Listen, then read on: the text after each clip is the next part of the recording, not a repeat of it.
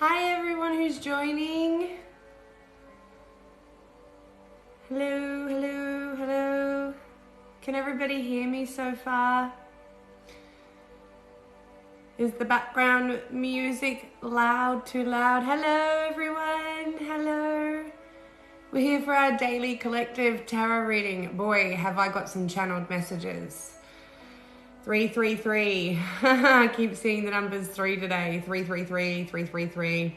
But I've been really tapping into some ancestors today, and I don't know whose ancestors they are, but they're very strong messages that I've got coming through, a very strong energy that I've had all day since I woke up this morning.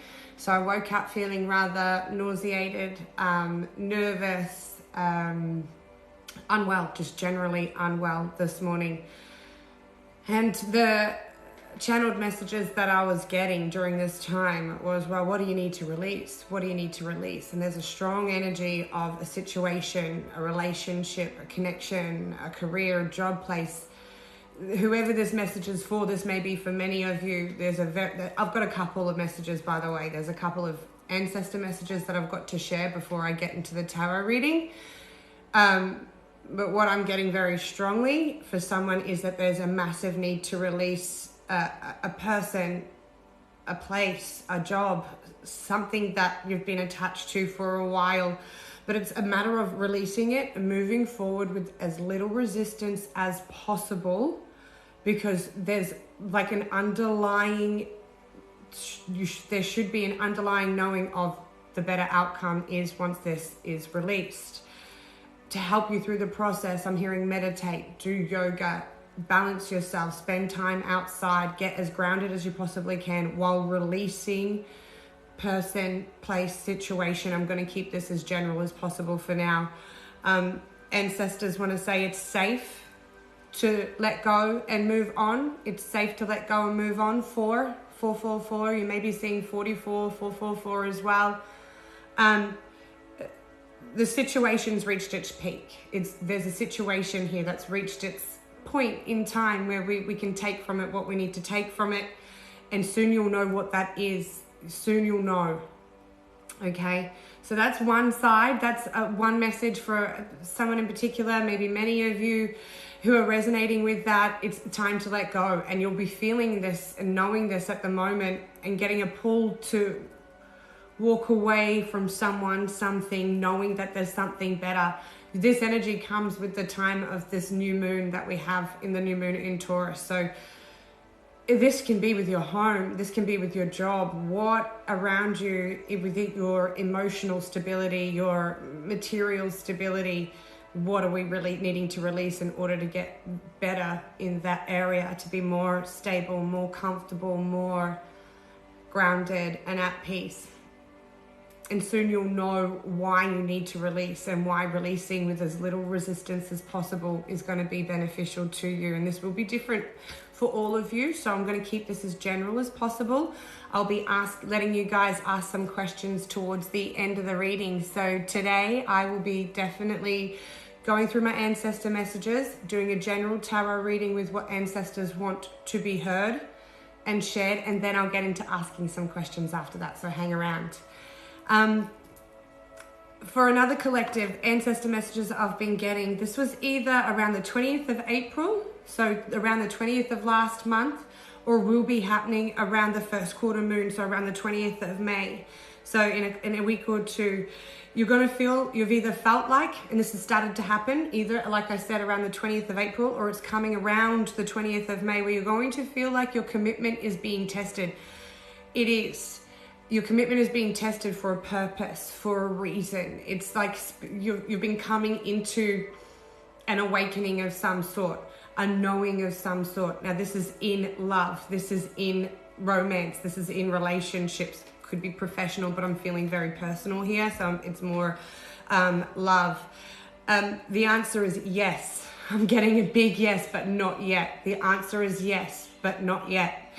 Halfway there, a little bit more effort, a little bit more oomph, this is the test of the commitment. And it keeps bringing me to what I'm seeing is a woman giving birth, right? And it's not because you might be giving birth or about to give birth, maybe you are, But this is an energy of when a woman's in labor and she's at that point where, sorry for if this is too much information for those, but you're at that point where you're, oh my God, nearly 10 centimeters dilated or 10 centimeters dilated. You're pushing, and you say to that midwife, I can't do it anymore. I can't do this. No, I can't. I give up. And then next push, the baby comes out, or a couple more pushes and the baby comes out. It's like you're right at the end of this. And this is the point why you feel like your commitment is being tested.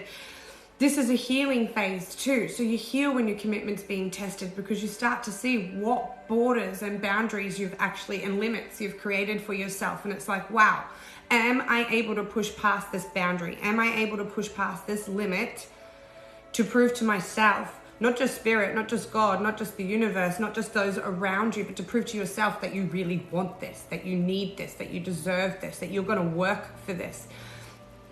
Love takes work, commitment takes work, your own business takes a lot of work, especially in the early days. It's a lot of giving for nothing, right? And a lot of the time we have to be generous without the expectation of getting anything in return. So when your commitment's being tested like this, it's like, well, do I keep giving? This isn't worth it. But usually it's like right at the end of that, you've got that baby in your arms. You're like, that was so worth it. I can't even remember the problem.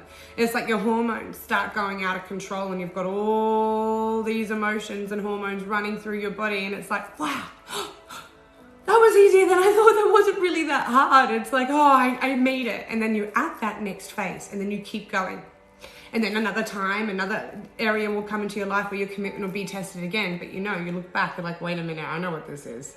I feel that. Thanks, Spirit. Thanks, Universe. Thank God. I'm being tested right now. I just need to keep going. I keep putting in the effort. Otherwise, if you weren't meant to keep going, if you weren't meant to keep putting in the effort, your energy within the situation would be different. It wouldn't just be like, oh, is this worth it? Am I good enough? You wouldn't be questioning yourself. Without questioning yourself, you wouldn't be having an ego death. You wouldn't be having an awakening. An ego death and awakening is simply, you do look at yourself and you question yourself, am I good enough for this? Can I provide? Can I deliver what I'm promising to deliver? Do I have that within me? That's up to you. That's such a personal choice. So that's why we continuously are tested, either subconsciously or consciously. You may not even be aware that this test is happening. You're just feeling tested. You're feeling less patience. What the heck kind of energy is going on?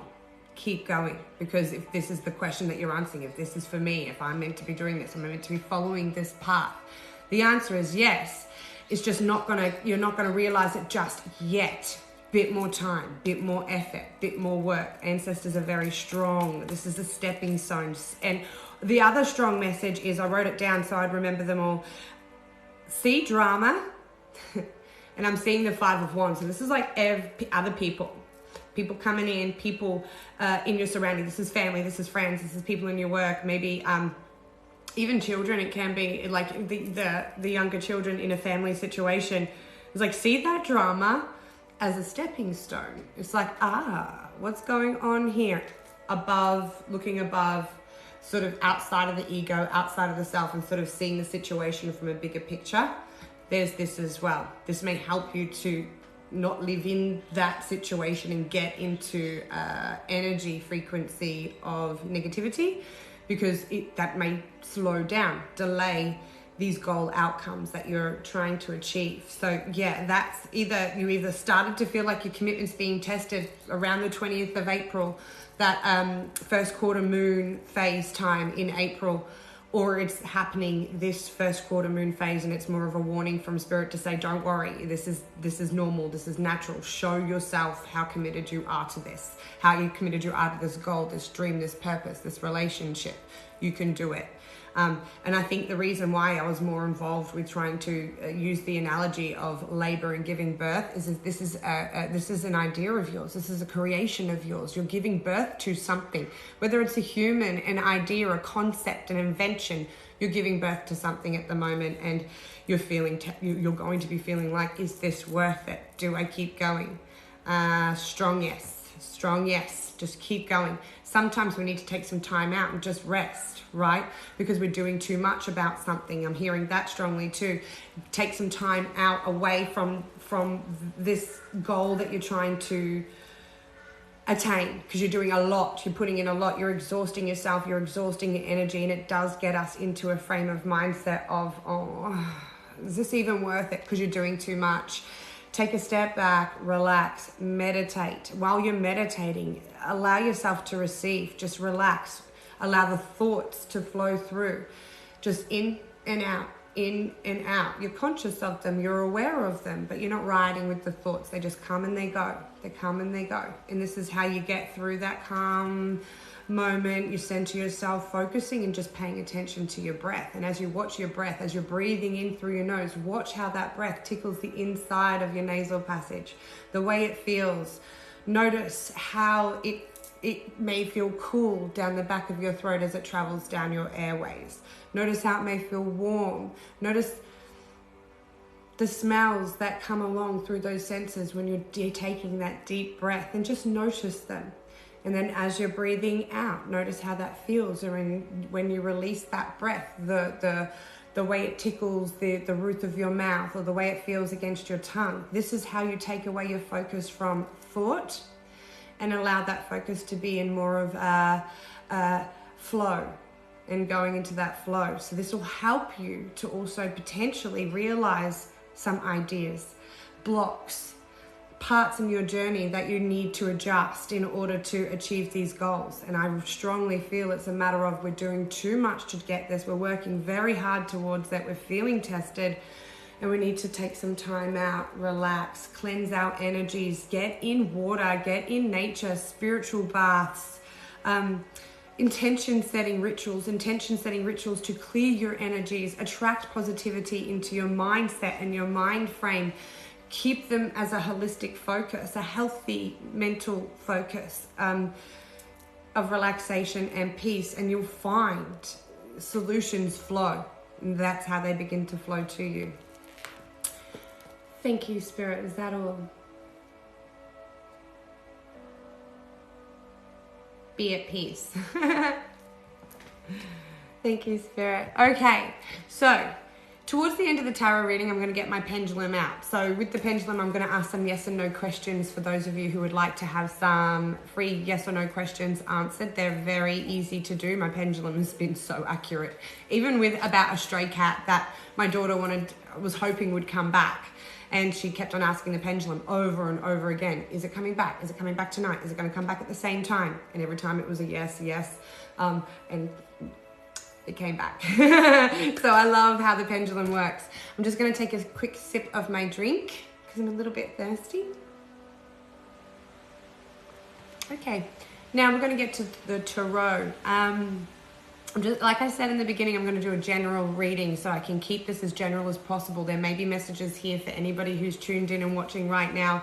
There may not be. Take what fits, leave what doesn't. Time is fluid, energy is fluid, and free will exists. So we'll read it as they flow. I'll call out signs as I see them as well. If I see any astrological signs or zodiac signs, I will call them out and I will explain that energy as well. And any other extra ancestral channeled messages that I'm seeing, hearing, anything I smell and feel during the reading, I'll try and share with you as well. And then, like I said, towards the end, I'll bring the pendulum out and we'll do some yes or no questions for you. And I've brought my camera closer to me today than I did yesterday, so I can see and read much better. So hopefully I won't miss anybody. So sit back, relax, everybody. I hope you can hear the healing frequencies I've got playing in the background. I send out my healing energies to you as a light worker and light seer and a transmuter. I transmute energy. So send them to me and I'll send them back to you with love so they're healed. Okay, so we can do that throughout this reading.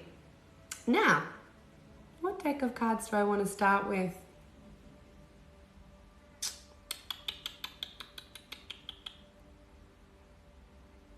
I keep looking at you, so I'm going to go with Gilded. Okay, angels, ancestors, spirit guides, and universal energies. I ask you protect my energies and protect those who are watching this reading's energies.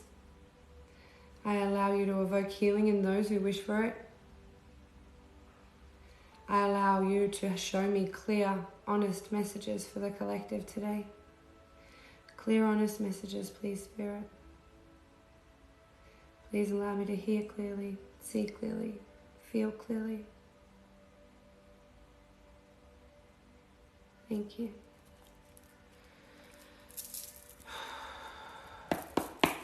All right, let's go. Okay, angels. What have we got going on for the collective at the moment? What have we got going on? 3 cards, please. 1 more.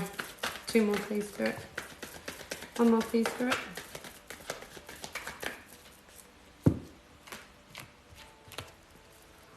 Whoa. Oh. Oh, whoa. I need to check a couple upright or reverse with how they jumped out. Spirit, judgment, upright or reverse. Thank you. 4 of Wands, upright or reverse, Spirit. Thank you. And 6 of Pentacles, upright or reverse. This is so... okay. Oh, I love readings when they're like this because it's kind of... it's loving. The energy is beautiful. The energy is balanced. The energy is quite fair, and it is about a commitment. This is, I believe, to do with a very strong union. I've got judgment, the 4 of Wands, and the 6 of Pentacles here. I'm seeing strong, very strong soul tie connection. This is almost like the 4 of Wands. That's a 11-11 card. So 11-11 may be numbers that you see frequently. 111, 11-11. It's also the number for the Twin Flame Collective, the Divine Feminine, Divine Masculine Collectives. Dragonflies may be of significance to you, to your person, to your relationship. You may be seeing dragonflies, having dragonflies pop into your house randomly in weird places. With judgment here, that's a huge energy of you reap what you sow, right? And there's a few different energies that come with that card. But what I feel strongly here is this is you reap what you sow when it comes to your commitments. You reap what you sow when it comes to your love life, your marriage. And if you're not married, Spirit sees you as that. You're in a long-term commitment. And if it's not in love, you're committed to a business, to a profession, right? You're committed to something. Very committed. Not only is it divinely guided for you, you know that this is right for you. You feel like this is your karma, this is your blessings, this is your purpose. This person, this place, this thing. It's balanced, it's equal, it's fair. There's an equal give and take. One does the washing, the other one helps. So say you do the load of washing, you load the washing machine. Your person is the one to go and take it out and hang it up. You fold it together, you put it away. Having great conversations, deep conversations. When your commitment's being tested, right? So with the energy that I was channeling before coming into this reading, for those of you who are, okay, there's definitely 2 messages going on here. What is it, Spirit, though? Because are they separate or together? Separate. Okay, so this is your commitments being tested. So for your commitments being tested, if those channeled messages resonated with you most, the energies I've got here is Sagittarius, Leo, Aries, Taurus, Capricorn, Virgo, Libra. When your commitment's being tested, there's a need for equal give and take. It's like, I feel like I've been doing enough, I've been putting in enough, I've been giving to you, and I feel like you've been giving not as much or putting some out there. Like that could potentially be an issue within this connection. So there's a strong need for both to give equally, both to be giving balance. And you're feeling tested right now because maybe you have been since around that mid-April time, around the 20th of April, or you're going to be feeling quite tested within a connection or within the workplace. Reason being is because you feel like you're giving more. You feel like you're doing more, like I was saying before.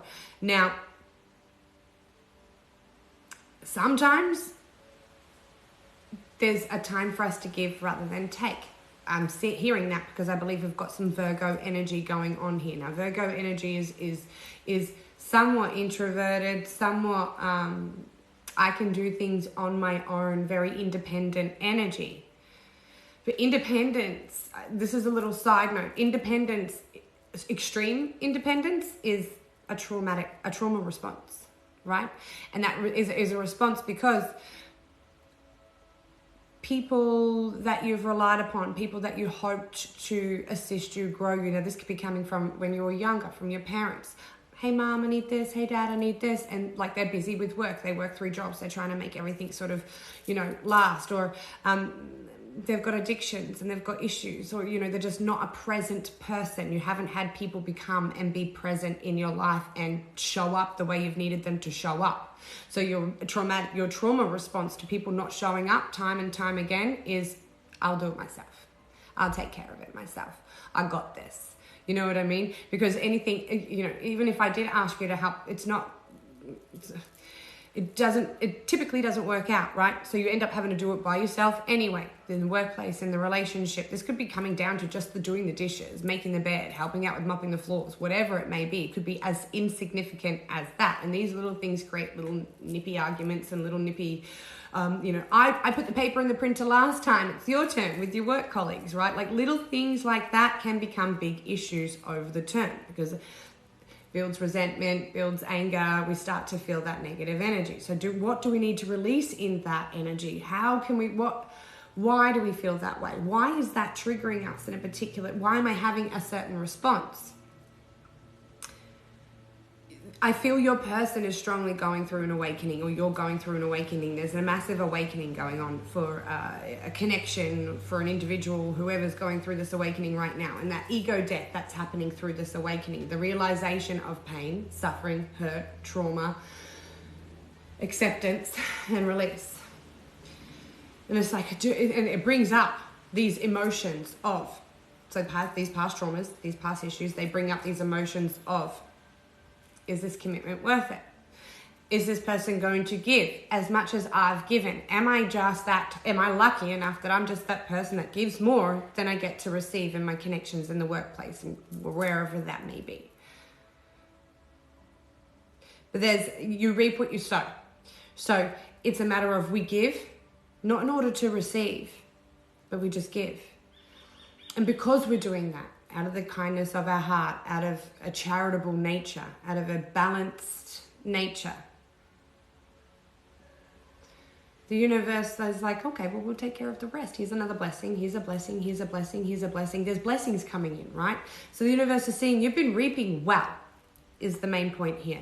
You've been sowing well. You may feel like your commitment's being tested.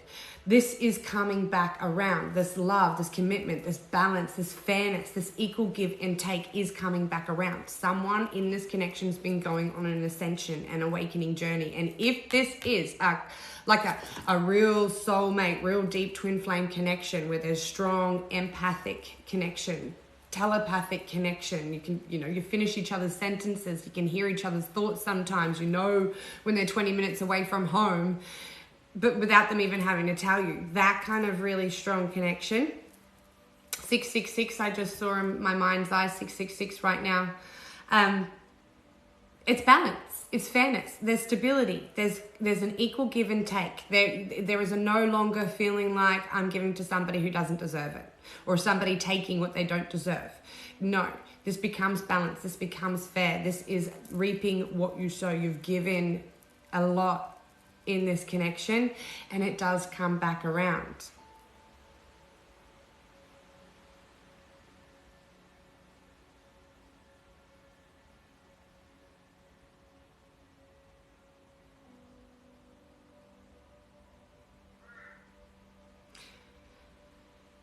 It's like you're reaching for the balance. You're reaching for the fairness. It's like, it's my turn to receive. It's my turn to receive. I've been giving and giving and giving. It's my turn to receive. When's it my turn to receive? It's coming.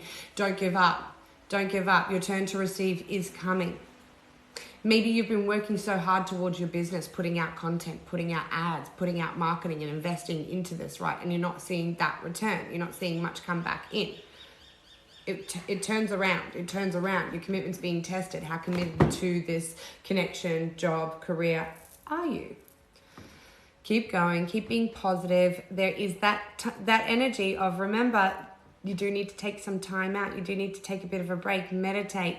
Even if you can only spare 5 minutes a day, just 5 minutes of deep breathing exercises and focusing on your breath, watching your breath will really help you center, calm, prepare, right? 777.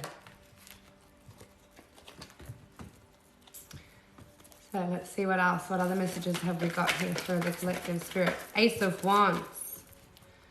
Aries, Sagittarius, Leo, Taurus, Capricorn, Virgo energy, very strong Taurus energy, very strong Aries, Leo, Sag energy. We've got fire, we've got passion, we've got creation, we've got new ideas, new starts. There's something new. This is big. This has got to do with the arts. You could be a dancer, you could be an artist, you could be a musician. You're getting spiritual downloads whether you realize it or not. There are spiritual downloads happening for you right now. You've been putting in effort. You've been planting a lot of seeds.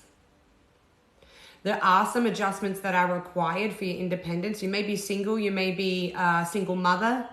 You also, for some of you, you're a single mother. And you're beautiful. You dress well. You're actually very, very independent, extremely independent. Here we go. Here's that extreme independence I was channeling earlier.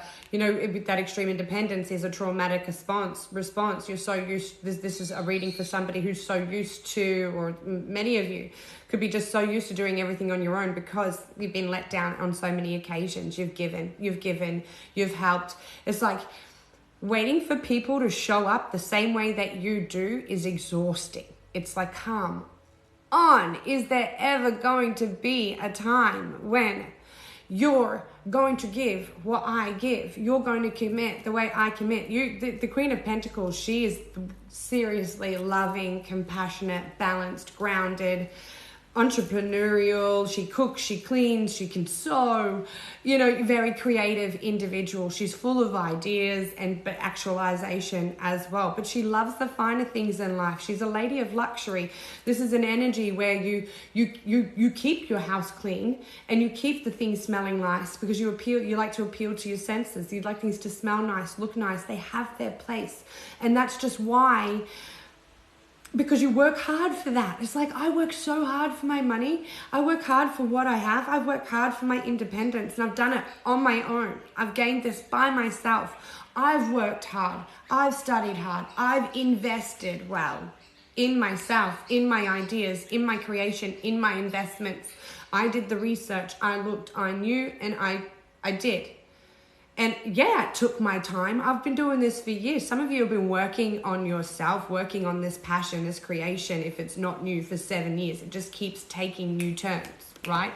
Just keeps taking new turns.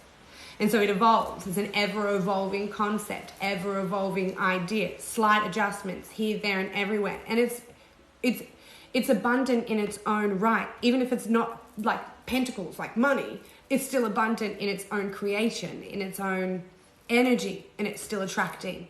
So keep adjusting, keep doing these adjustments. Your commitment, again, may be feeling a bit tested. There's few adjustments here and there for that to be required to get to your independence. For those of you who haven't quite gotten to that, I'm wanting my financial independence. I want to sit back and take I want to be able to reap the rewards of all my work, of all my investments, of how hard I've been working in for it. If that's you, if you're waiting to reap those rewards, it's coming.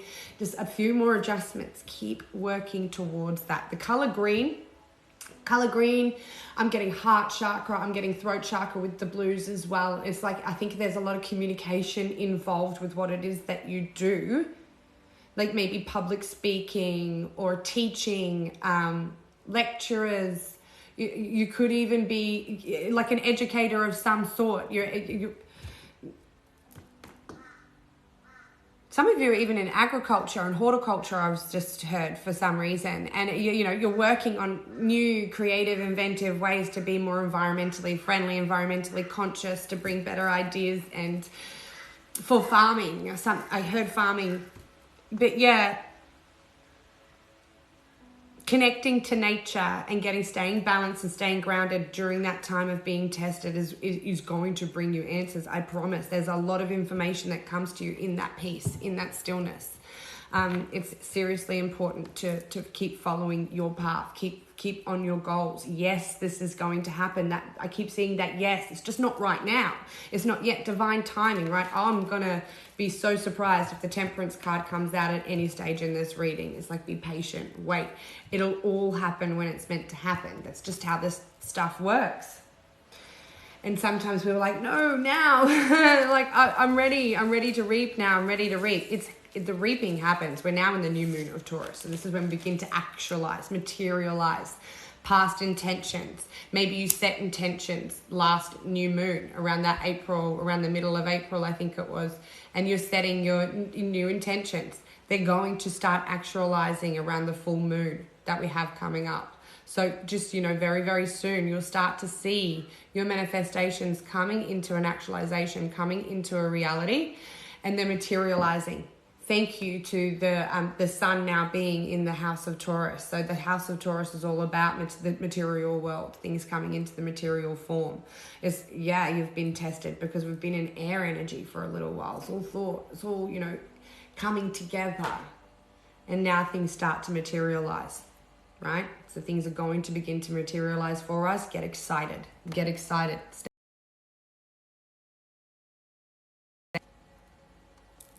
But get excited. That was my battery giving me a warning. I'm just going to quickly put this on the charger. Wait there. I'll be right back.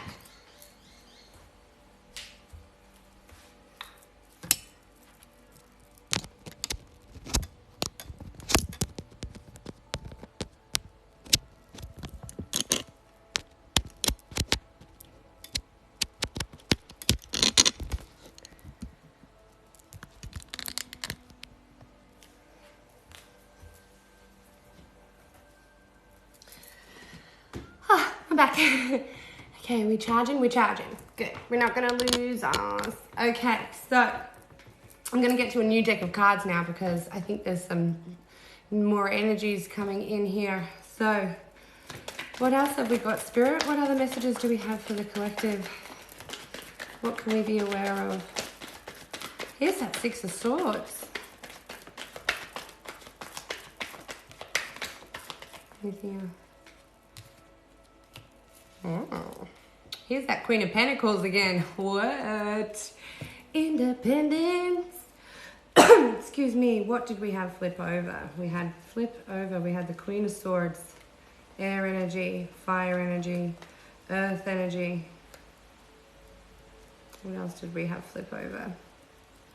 My very active deck. Yeah, man. Some of you have been working at this for a long time. You've been working at so much going on in your life, so many burdens, financial burdens, physical burdens. You know, some of you may even suffer from severe back aches, back issues, lower back issues, hips, joints, especially for the masculines. You're starting to feel pain on your right side, down the right side of your hip potentially.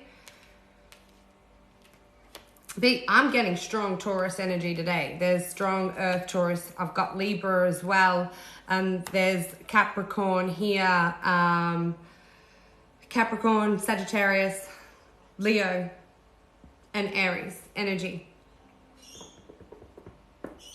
I need to check upright and reverse because... Come on now. Okay, angels, ancestors, and spirit guides. Six of Swords, upright or reverse. Upright, thank you. The Devil, upright or reverse. Okay. Queen of Pentacles, upright or reverse. Seven of Wands, upright or reverse. Thank you. And Queen of Swords, upright or reverse.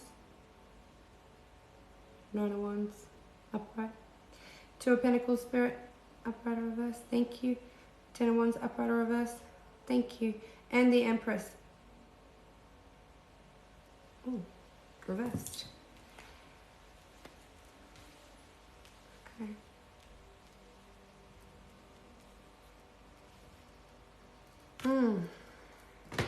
You're a Taurus. Hi, Taurus. Love watching your reads on YouTube. Oh, thank you, Mallory. Thank you. I'm going to be doing much more consistent uploads to YouTube too.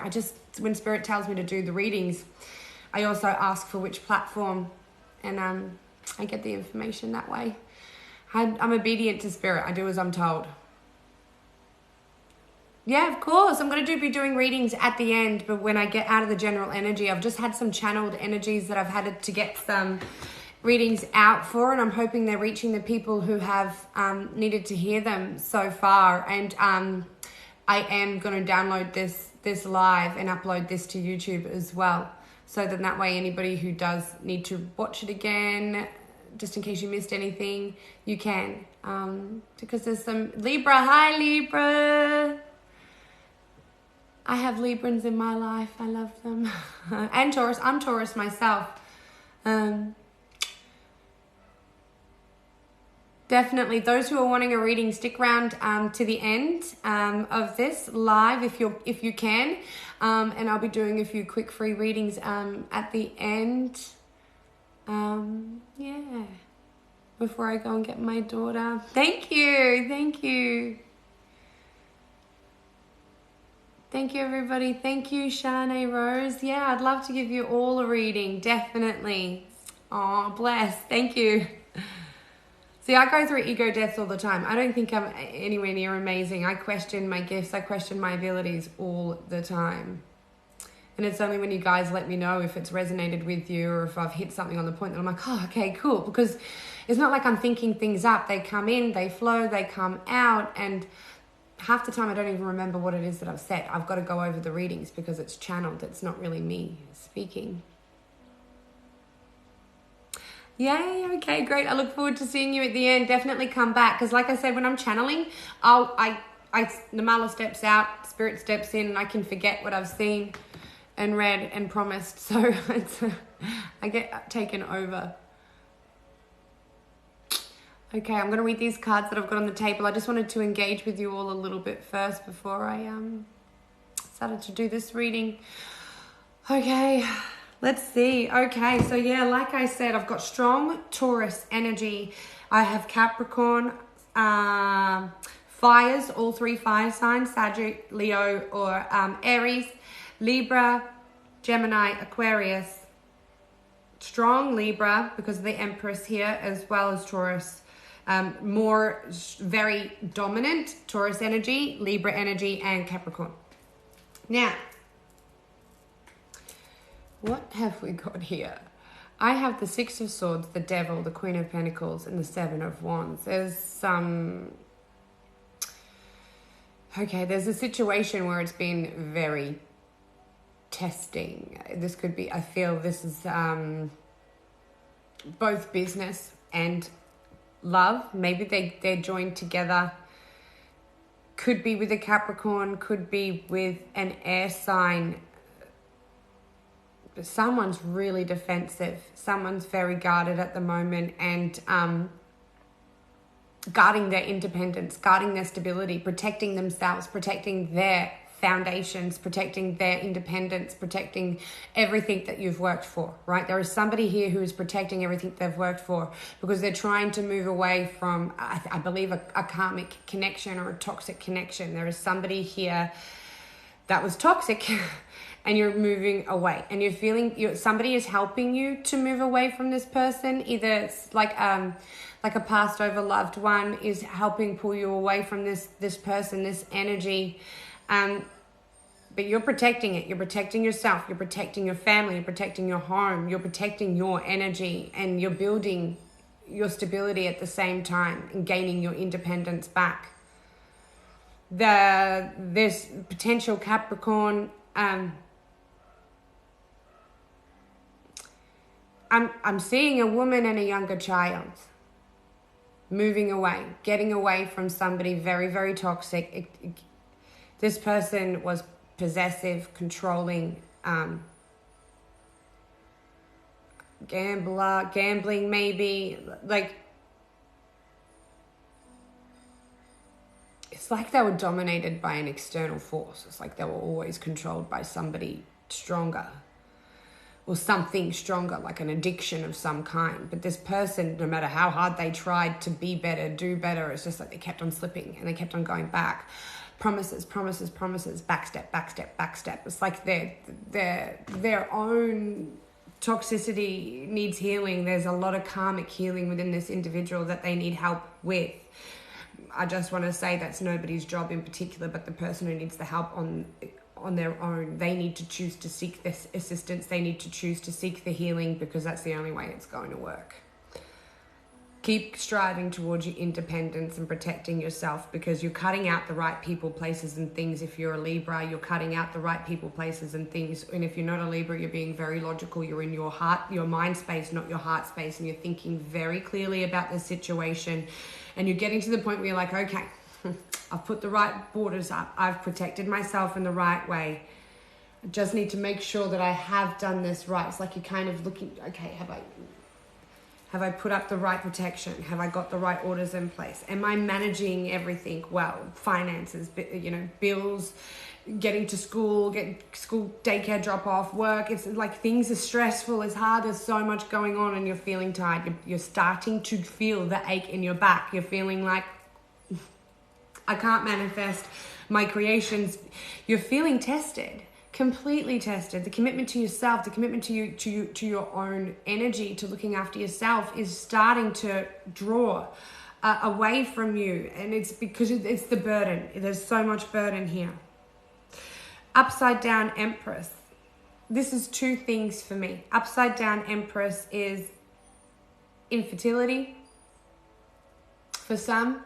The inability to conceive, and that's not necessarily a child or a pregnancy, but it could be. But this is like, I'm stuck, I'm blocked. This is like a block of some kind, and it's a block because of doing a lot, having to be in too many places all at once, having to protect yourself and guard yourself all the time, because sometimes that gets us into a survival frame of mind, survival mode, which puts up those blocks so we don't see what's for us, right? It's like, oh, this is actually a blessing that's coming in for you, but you're protecting yourself so well that even the blessings can't make their way in.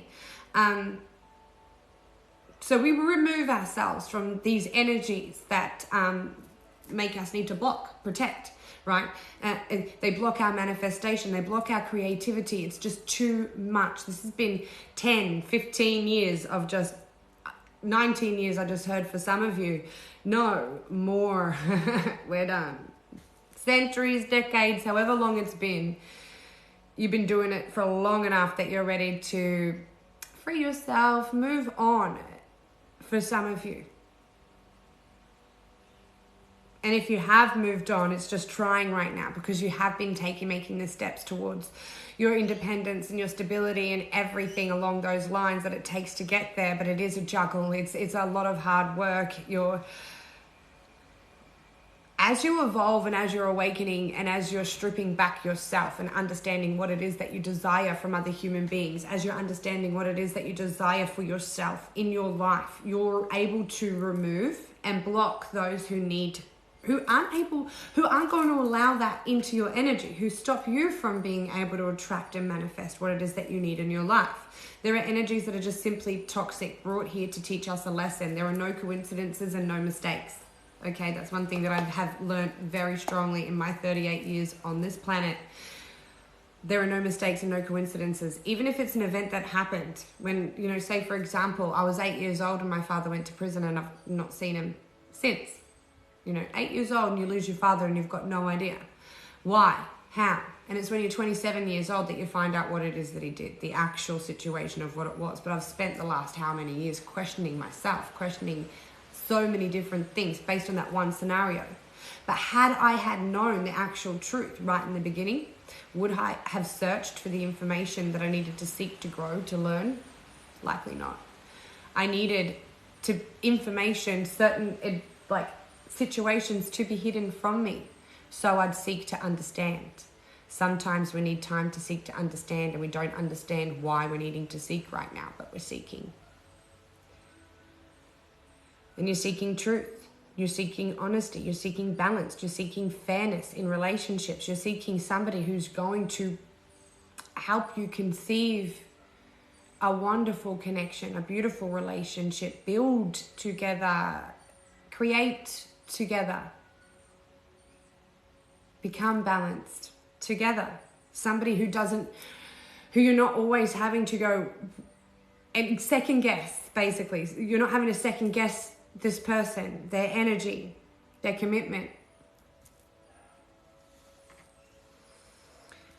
10, 10, 10, 2, 2, 2, you may be seeing those numbers often. 10, 10, if you are seeing 10, 10 often, definitely look up those angel numbers. There's messages there, but that's an ending of a cycle. That's a cycle ending.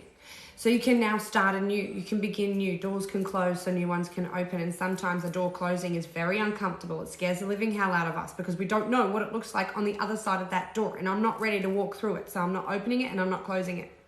Screw that. Well, sometimes we just have to. And if we don't open that door, and I'll be surprised if the Tower card doesn't come out next or somewhere in these readings. But if we don't close the door to toxicity, if we don't close the door to these addictions, and it's not just the addictions. So what if you drink a lot, or you smoke a lot, or if you've got harder narcotics that your vices? Why do you need that vice? Why are you drawn to something to feel better? We've got to delve deeper. Getting into that, your person is what I strongly think. They're not understanding where their original trauma is coming from that makes them drink, makes them gamble, makes them do things just to feel better. Like a mask. These are band-aids. Addictions are band-aids to mental health issues. Things that have happened. Trauma. It's a traumatic response. Just like extreme independence in an individual is a traumatic response. As I was saying earlier, 888 is another thing. You may be worried about abundance. You may be worried about your money. You may be worried about finances because I don't have, I put in, I give, I'm charitable, and I'm just, what do I get? You know what I mean? Gets like that. But like I was saying before, I had to go without information. I had to go without truth. I had to go without money, life, being homeless, not having anywhere to call home. That sort of lessons in life to sort of really understand the bigger picture of things. And I'm not saying nobody here is becoming homeless or whatever. Some of you are moving, definitely, with the 10 of Wands. I'm seeing you actually moving over water. There are some of you who are moving over water. It's like, I'm done with this, I'm starting anew, and you're moving. And this is scary, right? A scary leap. You're worried about it. Is it going to work out for me? Am I going to be balanced? For some of you, the move is a bad idea. You're not going to have the support that you need and you're looking for in the move. You're escaping rather than healing. And for some of you, the move is a great idea because that is the end of your healing and the beginning of your new life. For some. Are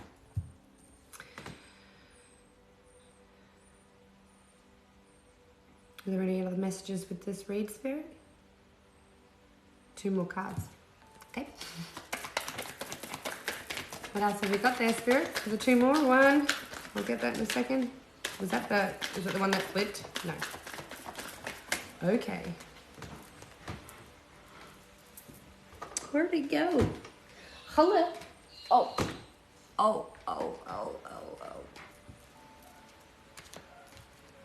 Not the one that fell on the floor. I asked for 2. Okay. Take them. Sorry.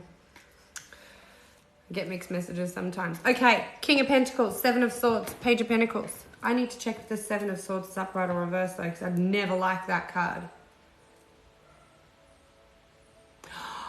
Yay!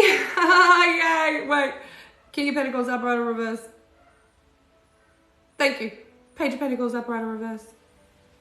Yes. Now, the reason why I like these 2 in reverse, I'm going to explain. Earth energy. Taurus, Capricorn, Virgo. Strong Capricorn energy, actually. Again, no more immaturity. They've grown up. There is somebody here who is leveling up. They're not making immature promises. They're not making immature offers. This person, there is somebody here who's making genuine offers. We may think they're a liar. We may think they're wearing a false mask. We're not trusting this person, right? There is somebody here who we don't trust. And I say we because I feel it. But we can. They're actually this is an older male. Maybe he owns a business. He's a father,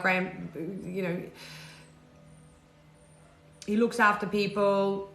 Again, charming, loyal, committed, romantic, hardworking, good looking, balanced, calm.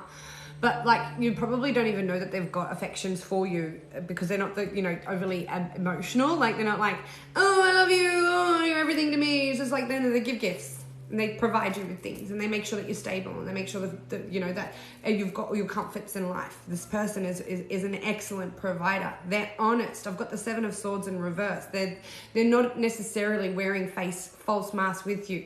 They could be a little bit narcissistic in a sense that, they're more about themselves with regards to their needs and their wants, but it's almost like their needs and their wants match yours, so it works out. So you like the finer things in life, they love the finer things in life. By the way, I got a Queen and a King of Pentacles on the board. I was hearing like twin flame energy. This is a divine pair, divine counterpart, divine masculine, divine feminine connection that is coming in for you if you haven't already had it, and it's because you get this reward from making it through the burdens and getting through years. For some of you 10 years, some of you 9 years and some of you 7 years. So some of you are 10, 9 or 7 years of just working at something. Could be months, but just working at something really hard and feeling like it's not getting anywhere to like, boom, changes overnight. And you're like, what the hell happened? Yes. Thank you, Spirit, and thank you, that tarot reader that gave me the hope that I needed to have, because, I almost gave up. No, you won't, okay?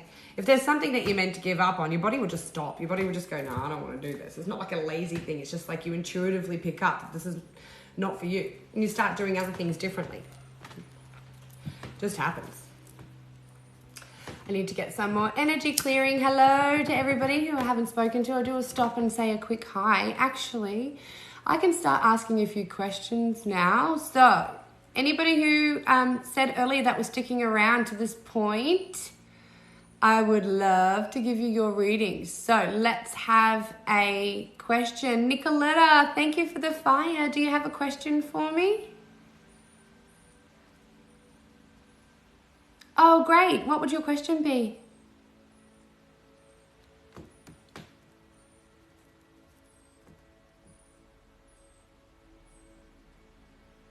Hi, Mallory. Yeah, of course. Just stick around and we'll be able to get I'll be doing questions one at a time.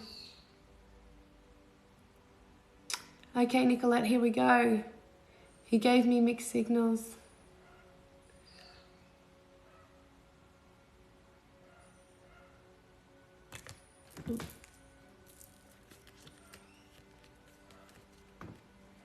Gave me mixed signals. Do you want to know if you should trust him, Nicoletta? Is that what that is? I'm supposed to move overseas. Ah, okay. Yep. You're not sure if you should? Do you want me to ask if you should move overseas, Nicoletta? Okay. Angels, ancestors and spirit guides, can we please show Nicoletta yes or no? Will this move over? Should she move overseas? Yes or no? Should Nicoletta move overseas? Yes or no? Should Nicoletta move overseas? It's a strong yes for you, Nicoletta. 666. Balance. The number 6 means balance. It'll be good for you. And it keeps getting stronger. So yeah, go for it, Nicoletta. Go for the move. If you are worried about a deeper, if you want to get into why you're moving a little bit more, I think yours are more for the more wholesome reasons. If you've done the healing, you've done the work, you know that this will be the next stage to your healing, to your new beginnings. You're closing the right doors. So go for it. And you want to know if his feelings are real. Okay, Nicoletta's person. One more question for Nicoletta's person. Nicoletta.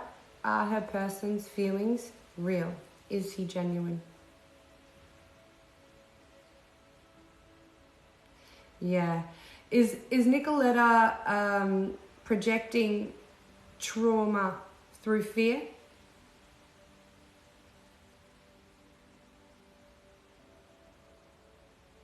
Can Nicoletta release this fear?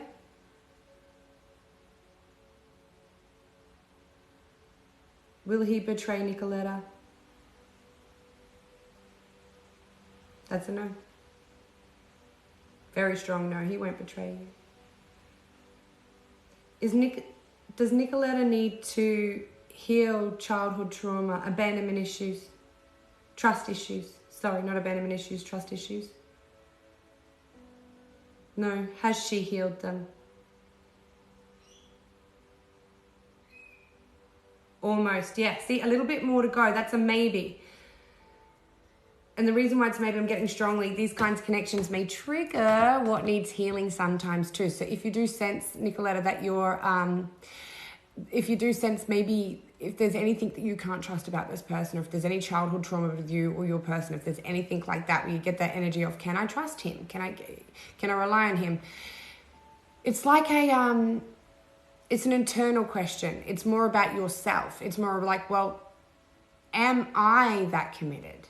Am I really going to be able to give what I want? So this person's energy is very strong on all there. So I think the question is, do you really see them? Do you really see yourself as all there? Maybe. I just heard that. So I hope that helped. Definitely come and get a private reading if anybody wants a private reading. I do offer private readings at a price. Hi, Rachel. Sure. What would be your... if you've asked a question, they don't stay on the screen very long. So if I miss it, just keep asking and hopefully I'll catch it. If you find me on any of my social media platforms as well, I will most certainly be able to answer questions on there. Pendulum question. You're so welcome. Thank you. Oh, beautiful. I love confetti. Thank you, Nicoletta. What's going to happen with me and the Cancer? Mallory, what's going to happen with me and the Cancer? Mallory.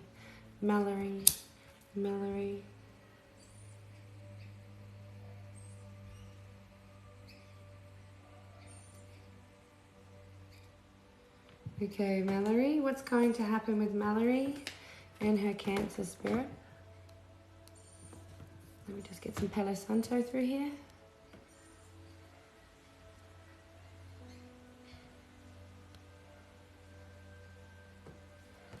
Okay, Mallory and her Cancer, Mallory and her Cancer, Mallory and her Cancer. What's going to happen? Mallory and her Cancer. Ooh. That was just a bad shuffle, Mallory. Why do I feel clumsy? Klutzy. Mallory and her Cancer, Mallory and her Cancer.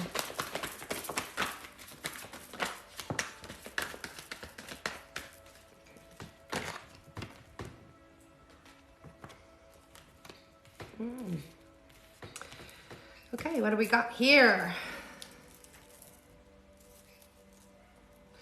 Five of Wands, upright or reverse? Upright. Wheel of Fortune, upright or reverse? Upright.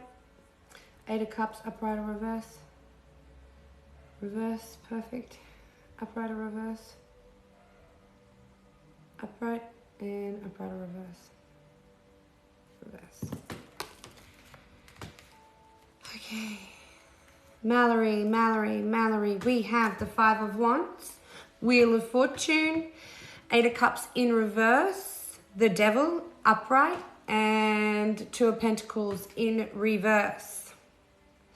So the Cancer energy on this board is in the reverse, but it's the energy of the Eight of Cups. So the Eight of Cups is the energy of somebody who's walking away from something in order to find something better, find something that makes them more fulfilled, find something that makes them happier. This card is in the reverse, Mallory. So it's like they're happy where they are. They're fulfilled where they are. It's just trying right now. I feel like there's conflict going on. There may be some external conflict in this connection between you two. I want to say three people in particular getting in between the two of you and creating conflict at the moment, or there's feels like competition in some way. Like there's some kind of argument that's going on with a few different people, I'm getting strongly. But it's like this goes in your favor because the Wheel of Fortune is right next to it. This goes in your favor. It works out in your favor. Whatever this competition is, whatever this argument is, it works out in your favor. Because it's all, with the Devil here, that's Capricorn energy, but that's in the upright. It's like this is somebody who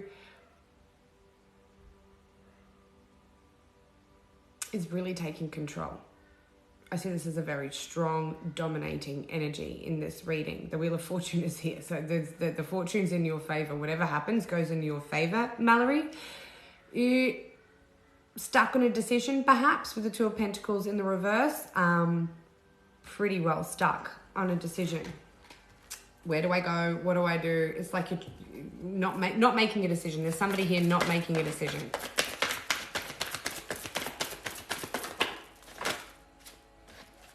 Oh, flipped over. Knight of Swords flipped over. What else flipped over, Spirit?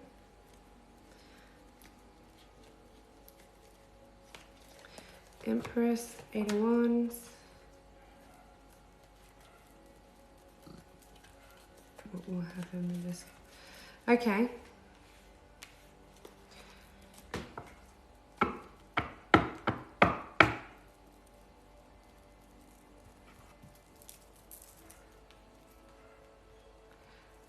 So I see like a masculine energy here cutting somebody out, potentially their mother, or someone who's like a mother figure.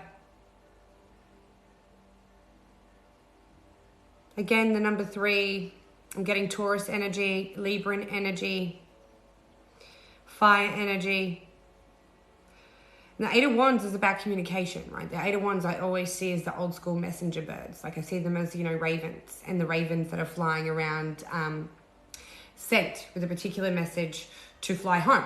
And then they fly home, north or south, wherever it is they usually come from, where they were bought from and taken to. So they, whenever they had that little message attached to them, they fly to the right location, they fly home, right? I get this energy of somebody's wanting to go home. And I hope this is for you, Mallory. It's an energy of going home, maybe. But there's a masculine here who's needing to cut somebody out, or who will be cutting somebody out, like their mother or a mother figure of some kind. Could be their mother of their children, but they're blocking them, or they're needing to block them because the online communication is too much. It's combative. There's combative things going on. So I hope that's resonating in some way, because if whatever this conflict is, Mallory, it does turn out in your favor with the Wheel of Fortune. It works out to be in your flavor. That's Mercury retrograde shadows making up my speech. He feels like home to you. Yeah.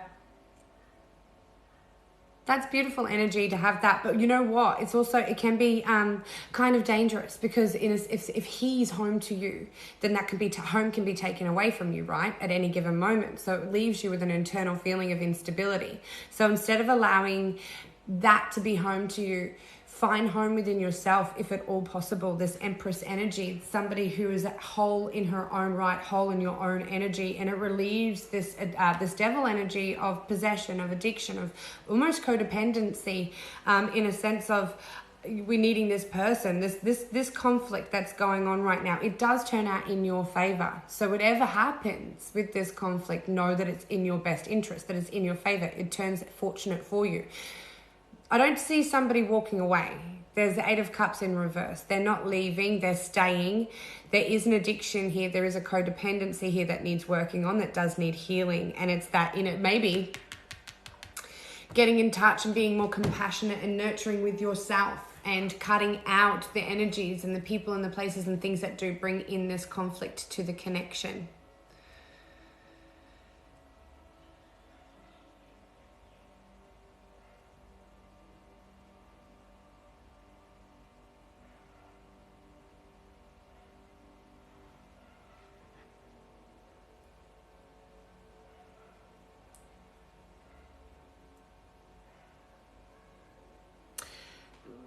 You hope you end up together. Yeah, it could be anyone. It could, there is a lot of fortune here for you, Mallory. With the Wheel of Fortune, it's a big card. That's a big fortunate card. It doesn't get much better when it comes to luck, when you get the Wheel of Fortune in the upright position. So there's luck on your side. Just know that, Mallory, and that may help keep you peaceful while you go through a transition, I guess. But yeah, if you need to work on some reconditioning, some rewiring of the brain when it comes to where home is, I'll be more than happy to help you with that. You can touch base with me in my email, and I can run you through some self-love sessions that I offer my clients at a price, of course.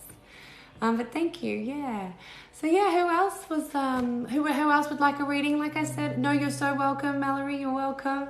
If you want a reading from me, I'm doing some free generals right now. If you want to donate, you can. My PayPal link is in the bio. But I do offer personal tarot readings, one-on-one live tarot readings that are tailored to your energy. These general readings, I am tapping into a lot, so I might actually get other people's energy mixed in with yours, so on and so forth. So take what fits, leave what doesn't. Time and energy is fluid. Time is non-linear as well, guys, just so you know. Is my online floristry business going to be successful? Oh, okay. Okay, I'm going to do this reading. Is my online floristry business going to be successful? Okay, I don't even need to check the cards for you. You should. I hope you were here. Were you here earlier when I started to channel the messages earlier?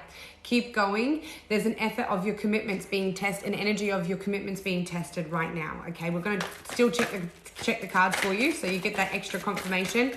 But yes, but not right now is the answer. Yes, but not right now. It's like there's more to do. There's more to do. A little more effort to give. Yes. Can't make it up. I can't make it up. The Knight of Cups. This is you know, you're putting in love, you're putting in emotions, you're the Queen of Cups, the Knight of Cups and the Queen of Cups, you're putting in a lot of emotion. Your intuition is on point right now, by the way, with your floristry business. Keep working. Eight of Pentacles. This is you working, spending a lot of time on your own, working, marketing, studying, looking at your competition and sort of understanding what it is that they're doing, how they're growing, how their online platforms growing. But being empathetic, being sympathetic, and really listening to your intuition. And with the Knight of Cups, it's like you can use romance and love as your marketing. And the King of Pentacles, this is somebody who is strongly grounded, stable, committed, loyal. It's like stay loyal, stay committed, stay strong. Keep in touch with your emotions. Don't allow your emotions to get out of control here with the Queen of Cups and the Knight of Cups. Stay grounded again. Stay balanced. Keep working. You're nearly there. Like I was saying before, the Queen of Swords. There is somebody or something that you possibly do need to cut out right now. They may be holding you back, or this thought may be holding you back. Swords is thought energy, mental energy. If you let go of the preconceived idea of, and you may not even know that you have this, but what I'm hearing is a lack mentality. It's like you're a hard worker, you're committed and you're loyal to yourself, to your growth, and you've been working. You work hard, sometimes multiple jobs at a time. But it's like you can get in your own head. You can self-sabotage with negative thoughts. Like it's not, you know what I mean? Try to keep as positive in your thoughts as possible. Stay positive. Stay connected to your heart space, but also stay grounded, stay balanced, keep investing correctly. You're doing all the right things. You are. It takes time. You've probably been working on this for such a long time that you think, like I was saying earlier, it's never going to happen. It is. It happens. You start to feel it. You're feeling your commitment being tested right now, or will be very, very shortly with that 20th of May, around that waning moon time, maybe the 20th of April last month around this time. But it's just keep going. It's actualizing, it's materializing now with the Eight of Pentacles and the King of Pentacles. Things are starting to materialize. It's a bit less of a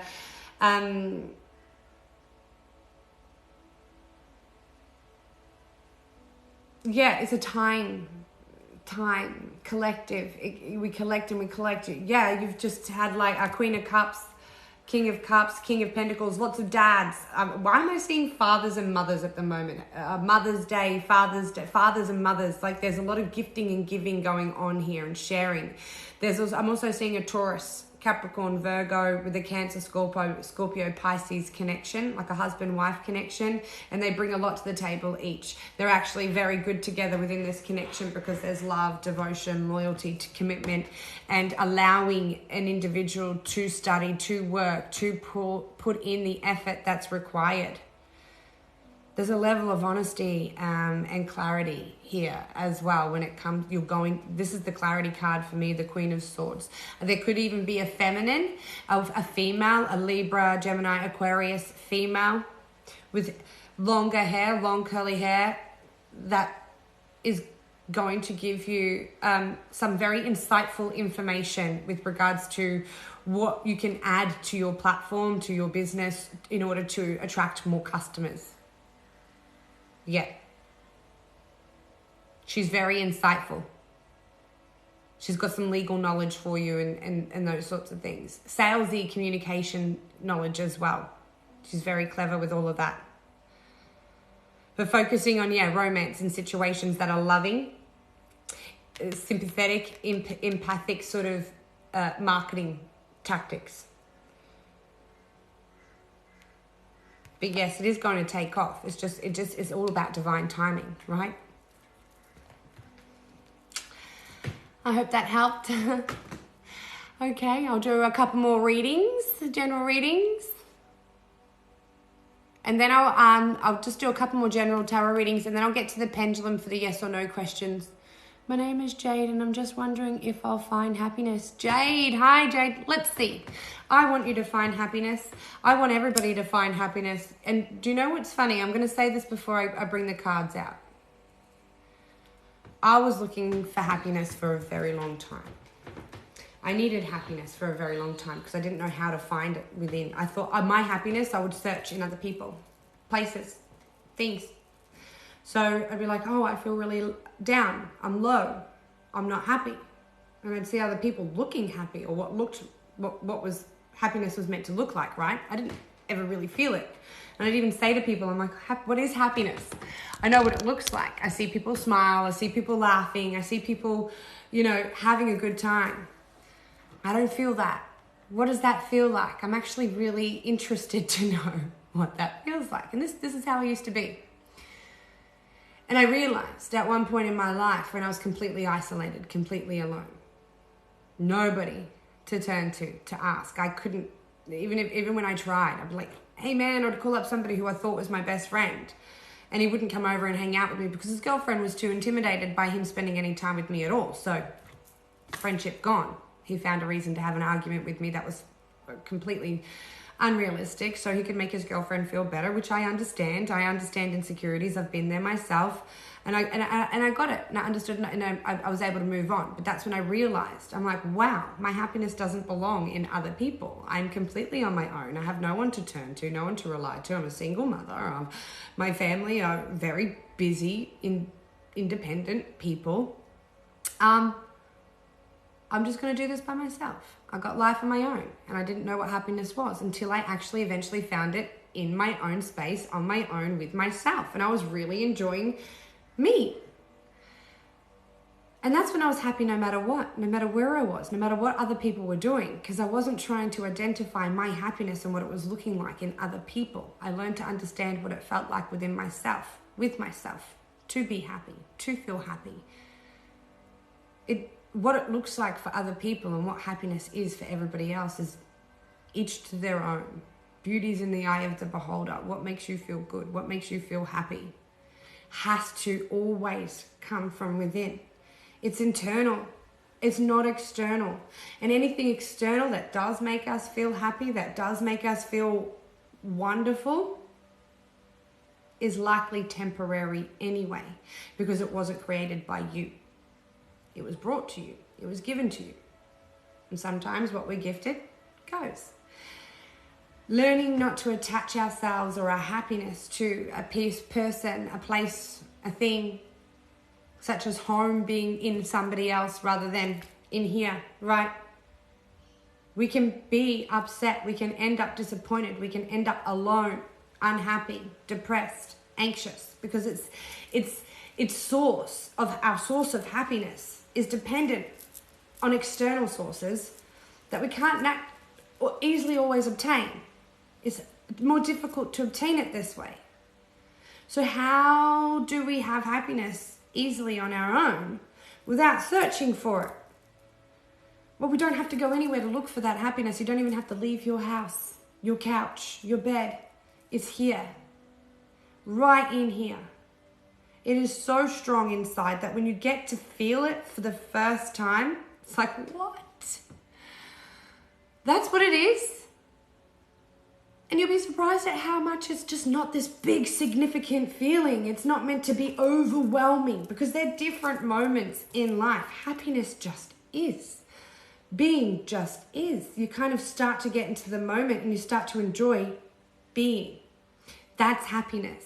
Because you can be one with yourself on your own without any external source to feed that. Because you can feed it whenever you damn well want to yourself, for yourself, as you need, when you need. I think the question we want to more ask is not necessarily like, am I ever going to find happiness? It's like, how do I find my own happiness? How do I find the happiness within? How do I connect with myself to be happy? Is a healthier question to be asking.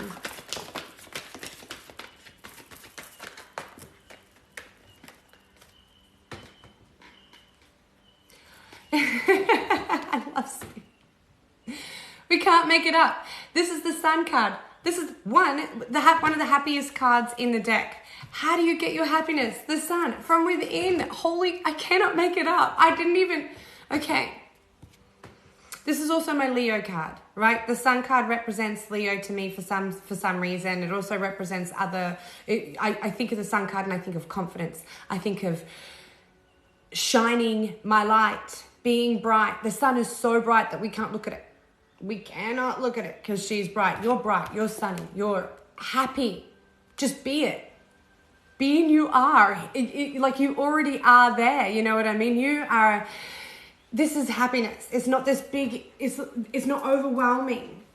When will you find love is when you find happiness within yourself because you can attract genuine love. I was talking yesterday on my live yesterday about living authentically to yourself, living your true truth, being who you are all the time. But being who you are when the doors are closed, when nobody's watching, that's you. That's who you are at your core. That's who you are in your being. And you should be completely proud of that. You should love who you are when nobody's watching because that's how cool you are. And then you start to hang out with that person and you're like, holy heck, man, I should have a TV crew following me around. I am interesting. I've got important things to say. I'm insightful. I'm interesting. I'm funny. Whatever it is about yourself. I'm beautiful. I look good. I've got great skin. I'm creative.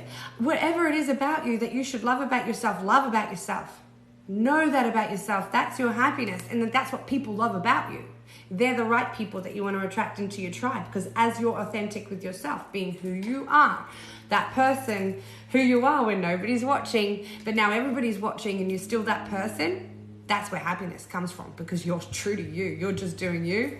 And those who love it, and those who don't. Who cares? Those who don't are seeing a mirror. They're seeing that mirror that you're projecting to that person who doesn't like you is, oh my God, why can't I be happy? I want to feel that way. I don't have that. So you get narky looks, snarky comments. Oh my God, look at her hair. It's not about you. It's, I can't stand that. I don't feel that good, look that good, whatever it might be. That I project that negativity onto that person because they're putting that mirror in my face. So whatever mirror you put in other people's faces, they'll project back to you. It's not you, it's them. Happiness comes within, not from anybody else. The Sun, you can't make it up. When the Sun comes out, it comes from within. Your happy place is here. Love comes when you love yourself. Like it's an energy that has a frequency. All emotions have a frequency. And that frequency puts out a magnet. And it draws in similar frequencies. So when you think about your heart space as a magnet, what do you want to attract to your heart? What is it that you want your heart to feel? Do you want your heart to feel fear? Do you want your heart to feel loss? Are you fearing loss, abandonment, not ever having all of what you could expect in the relationship? Well, if that's you, then it won't ever come because you're focusing on the wrong area. When we focus on happiness as if it already is, I am fine, I am happy, I'm alive, I'm breathing, I've got a roof over my head, I've got friends, family, whatever it is that you can be grateful for in that moment, magnetizes, brings in more things to be grateful for. You get what I'm saying? So I hope that makes sense. I hope that helps in a certain way, but our happiness is definitely 100% found within and not from any external sources. So I love you and I hope that helps. One more question, guys. Any of you, I go live every single day, so if I have missed anybody, feel free to go to my question and answers part of my page, and I'll answer as many of them as I can. Just know this is my job, this is my full-time income, and I have clairvoyant, clairaudient, clairsentient gifts, which me channeling your guides and your ancestors is very draining. As you can hear, it takes a lot out of me. Usually by the end of the day, I'm not very well and I need to rejuvenate and re-energize myself, because as I read for you as a clairsentient, I will absorb your energies, especially physical pain, and feel them for myself. For those of you with really bad back pain, for those feminines that have got their left side is in a lot of pain, your hip right now, whoa. I think a chiropractor would be wonderful. And some financial budgets will help you if this is you with the feminine with that really sore hip. So I will get as many readings as I can get done for you, but go to the question and answers if I've missed you, because I'll answer a couple more here. Pendulum questions, yes or no. And of course, being my only job, I do accept donations if anybody wants to donate, but I am trying to be as charitable as I possibly can. Yeah, I can feel that. A gift and a curse. I've lived my life as feeling other people's pain and emotions as if they are my own. And it actually led me to believe I was insane for quite a long time until I realized I actually had these gifts. I thought I was dying.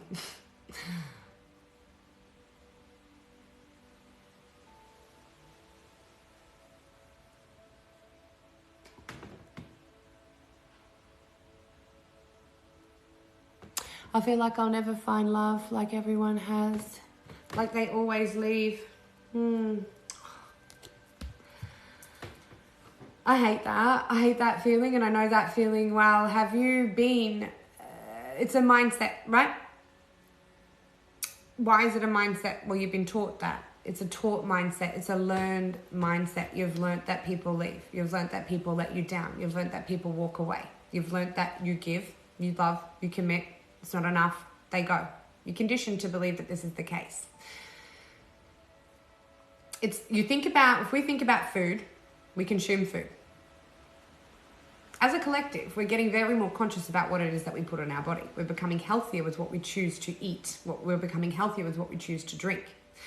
We're not becoming healthier with what we choose for our content with regards to what we consume visually, audio, wise. What are we listening to every day? What are we watching every day? What's our content? Are we watching normal dramatized television, movies, Netflix, where it's always worst case scenario, nothing ever good happens? Do you know what I mean?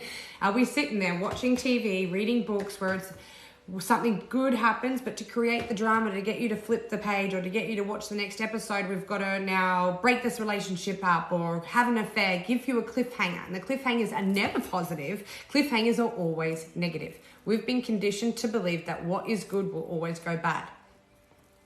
Universal law is what goes up must come down. It's about balance. Everything always in balance. Law of attraction is about what we put out, what we reap, what we sow, mentally, physically. Two things I want you to consider before I get into your reading. There's love that everybody else has, and then there's love that you want to have. What is love to you is the second question to ask yourself. Because there's what's love to everybody else, there's what their connection is, and how that makes them feel. Their love languages, what they need out of another person, like I was saying earlier, in order to feel happy and content. Collectively, our relationships at home, with our family, in our romantic love life, in our professional life will all improve if we stopped looking outside, right? If we stopped comparing. If we compare what I have, if I literally sat down and if I compared what I have to half of the people that I know in my life, I'm embarrassed of who I am, where I've come, what I have. I'm embarrassed that I'm a 38-year-old woman still renting, not married, never been married, and I'm a single mother. No real family, on my own a lot, feel unloved, unlovable, been through all of that, right? Abandonment, sister was murdered, domestic violent relationships, you name it, been there, done that, felt it, learnt the lessons, wore the t-shirt, passed it on. Like, what? Through all of this, if I was to compare myself ongoing in life to how everybody else's life is, why the hell am I here? What am I doing? What's the point? This is not worth it. I had to stop comparing myself to others, what other people had, what other people wanted. And I had to start being grateful for what it is that I had, albeit not much. And it was when I started to understand that what it is that I already had was just what I needed. And in that moment, in that time, and even if it was something so negative, it was still something that I needed, because it was an awakening that I wasn't able to achieve without a circumstance, without a lack, without a loss. And that's why I want to help people. And that's why I do what I do. That's why I share my gifts, because it's not like I've just all of a sudden one day go, I'm going to learn to read tarot cards and help people that way. I've had to suffer. I've gone through a lot of trauma. I didn't even understand that I had these gifts. I had to get to the point where I needed to start sharing them in order to understand them myself. So I wasn't in physical pain all day, every day, and thinking that it was my own, not realizing that I'm walking past people and picking up their energy and getting sick because of it. And because I didn't know who I was, what was going on. And I'm constantly seeking fulfillment everywhere else, when realizing that if I just stopped, and in that time that I had alone, a good 2.5 years where I was completely isolated and by myself, and my daughter was about 6 months old. And her father and I separated thanks to, a very toxic relationship, 10 years of a toxic relationship. And so when my daughter was around, I was like, I can't repeat these patterns. I've got to break this pattern. I lived in a domestic violent home. And so, that to me was normal. I was conditioned to believe that being in a domestically violent home was love, because you know what? My dad hits my mum. He says he loves her. That's normal. It's conditioning. It's learned behaviors. It's learned acceptance, which is why comparing and looking out is not good. You need to only ever seek what you want in your life, what makes you happy, your love, without the conditioning, without the lessons being learned. And the best way to recondition yourself is to change the content, change what you consume. And if what you're consuming is more of the dramatized content where things are worse than they are better, things turn bad rather than being good, remove that content for a while, clear your energy. Instead of putting on that show so you can get into that energy with it and feel the emotions that these people are acting that they're feeling, and we get on that train with them, whether it be a victim mentality. I'm sorry if that offends anybody, but we've all been there, right? I see it on TikTok all the time lately where, you've got somebody sitting in front of the camera, they're bawling their eyes out and they're listening to somebody else talk about their healing process. That's purging, they're healing, yes, but it's victim mentality. It's accepting the situation for what it is. I'm hurt, I'm betrayed, I'm stuffed, this isn't working, my life is screwed. Well, let's keep perpetuating that, shall we? Because that's what I did. I like to live it. I got into a victim mentality for a while and I lived in it, and then I realized, I can stay here I can stay a victim and I can keep getting effed over time and time again because my energy is such as that. I'm not a bad person. I'm a good person. I'm compassionate, loving, and giving. I've just learned an energy of lack of trust. I can't trust. You know, men aren't trust. You can't trust men. All those sorts of things. Whatever it is that you've learned from how you have been conditioned from the way that you grew up. It doesn't have to be. And your happiness is where you can find it in yourself. Love is what you want it to be. And it's not what everybody else has. It's your picture. It's your story. It's your movie. Make it yours. Not what other people has. No more comparing. Don't compare. Comparing will make you sad. Comparing will make you anxious. Comparing will make you depressed. Comparing will make you feel lack. And that lack attracts more lack. That energy, it's energy. It's an emotion. Remember, guys, emotions are energy. Your emotions are magnets. You feel sad, you'll attract sad. You want a happy person in your life that's abundant and loving and caring and giving, be that. You know what I mean? This is how we get what we want in our lifetime and in this realm. We're here to live an experience, not slave our life away. Experience our life away. And it took me a while to learn that. You're welcome. Does anybody else have one more question? I'm sorry if I've missed any. Remember I said go to the question and answers section and I'll make sure. JC, yeah, I've been connecting with your energy for a while now and I feel like we do have some resonating energy. So I hope that there was something here that you could take for sure.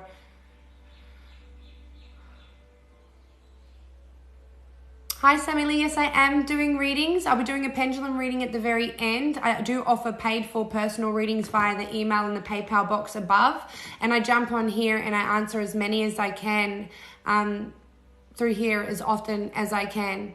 But for a very specific personal reading that's tailored to you and your questions, that's got no other energies involved apart from what's in your energy, they're a paid personal reading for sure.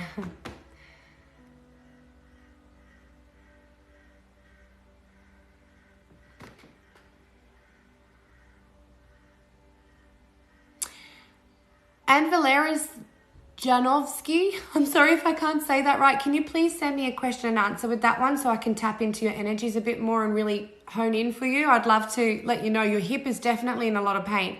And I feel like it's because you're not feeling supported enough, not feeling supported within your home, within the environment. Maybe finances are a little bit tight for you and there's needing to rebudget and refinance, things like that. And it is creating a fair bit of pain for you in your hip. So I find a great way to sort of help that is some wonderful physiotherapy style stretches that work with. So you're standing up against a doorway, you put your hand up and it's more of a stretch that hip right out, try and really stretch it out, really reaching up because it's in the back. Pilates as well is a fantastic way to strengthen your maximus gluteus. You strengthen your lower bum muscles basically to help with those hips. But yes.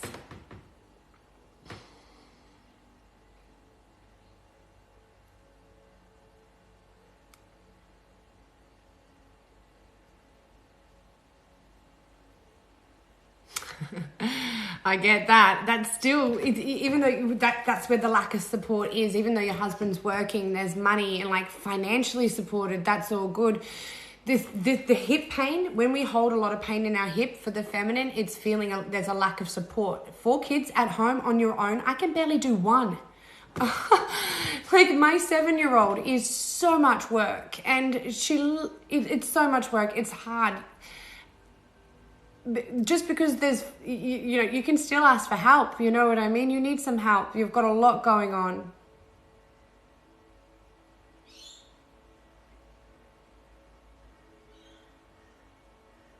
Yeah, I get that. Nobody wants to be homeless.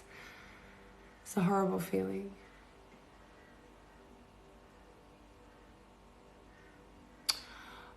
You are a saint. 2 times 10-year-old twins, a 3-year-old and a 2-year-old. Wow. Oh my goodness.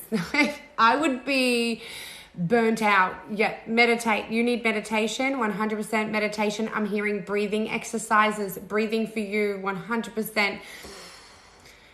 And just like I said, watch that breath. Watch how it feels as it goes through your nose, down your airways. Watch how it feels as it comes out when you're taking a deep breath out. And when you're breathing out, visualize all negativity and like stressful energy just coming out at the same time. I know it sounds like, oh my God, that can't work. Trust me, as a human being that's lived, like I've gone through phases where I've had to live on medication to get through the day, and breathing off all medications. I take no depressants. They were blocking my intuitive. They were blocking my gifts. I got off them, and it's because I'm so much better off them. And meditating, yoga, breathing exercises, like breathing 100%. If you oxygen makes a big difference, huge difference.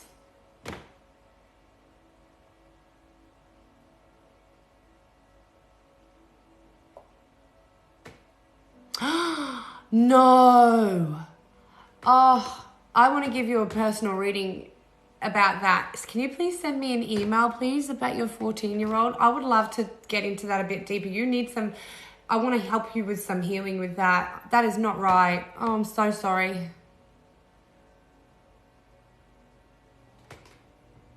Alicia Stokes, is my health issues going to get the best of me?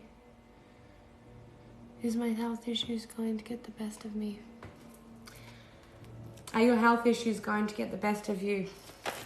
No allowing it. No allowing it. The power of the mind, you've got no idea. The power of the mind, how magical it is. You know when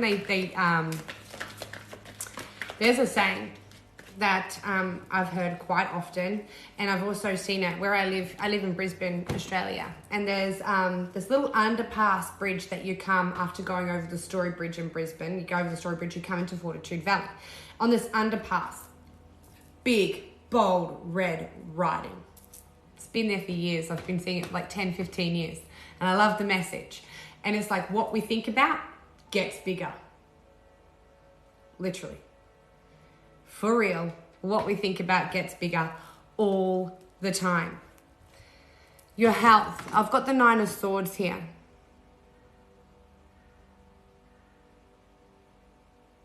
It's very anxious. Very anxious. Is it affecting you more of a nighttime than it does during the day, your health? Your health has an ability to sort of consume you more of an evening than it is during the day. You're exhausted. Do you have 3 babies, 3 children that you're worried about being able to work, like stay healthy for? Is it 3 children?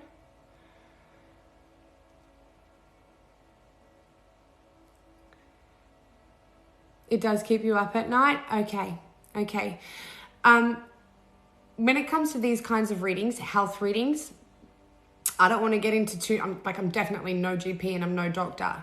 But I can see here that you're being affected at nighttime, and I feel like it's affecting, I'd rather do this one privately and personally with you. I'd love you to send me an email.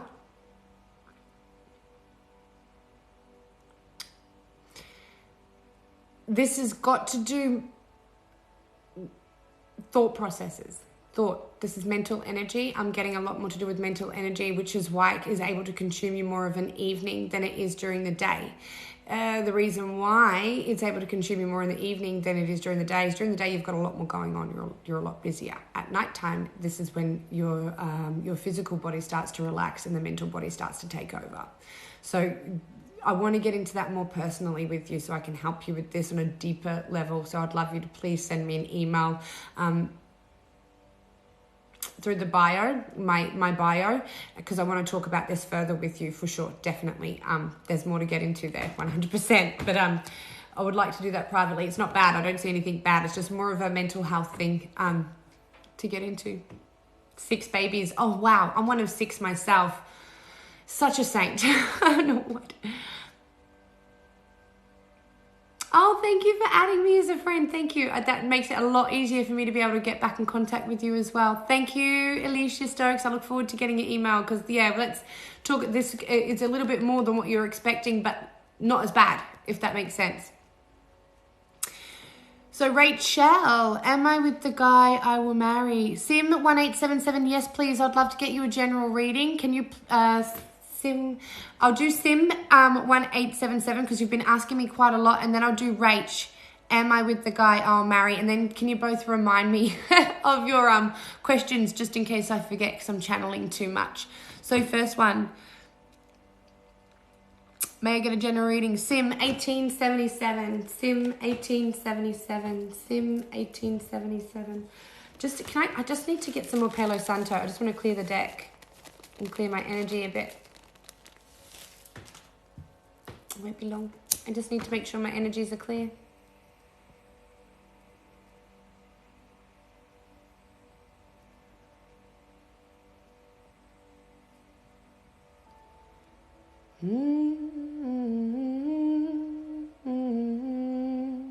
Somebody listening to some really cool jazz style music.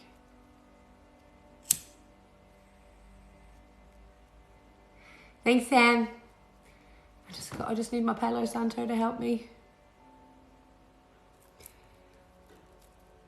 Oh, Sammy, I'm sorry, sweetie. I can't see all the readings as they come up. As I'm reading, I'm not reading the comments. I'm channeling the information. So like I said so many times, this is free. I'm gifting you with a free reading if I can get to you. If Spirit has a message for you through me, I'll probably see your messages. And if I don't, please send me one through the question and answers, and I'll try and get to as many of your responses as possible.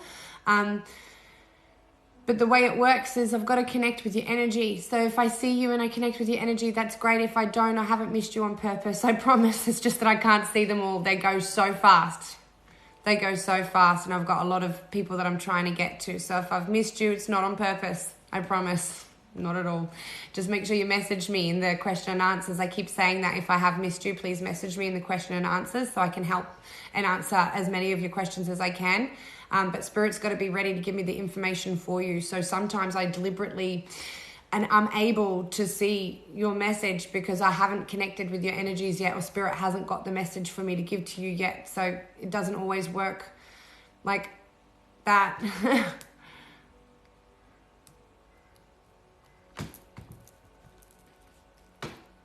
Okay, Sam 1877 general.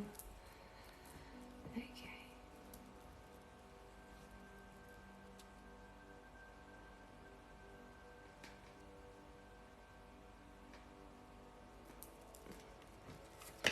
Okay, Sam. General for Sam. What have we got coming in for Sam? Spirit. Oh my God, not these cards. They're not clear. Too many energies. We're putting those ones to the side. Okay, Spirit. I'm getting a new deck. Ones that I cleared earlier. These ones are all fully clear. Okay, Sam. Let's see. General reading. General, what's coming in? Sam, what's coming in?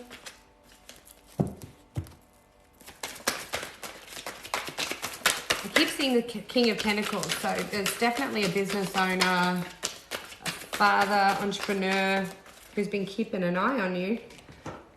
Ooh. Libra, Gemini, Aquarius. There's air energy here. A lot of, which is not necessarily an air sign, but it can be. Jesus, these cards are slippery today. There's lots wanting to come out. This is what happens when we say general. It's like, well, okay, here you go. You need to know a lot.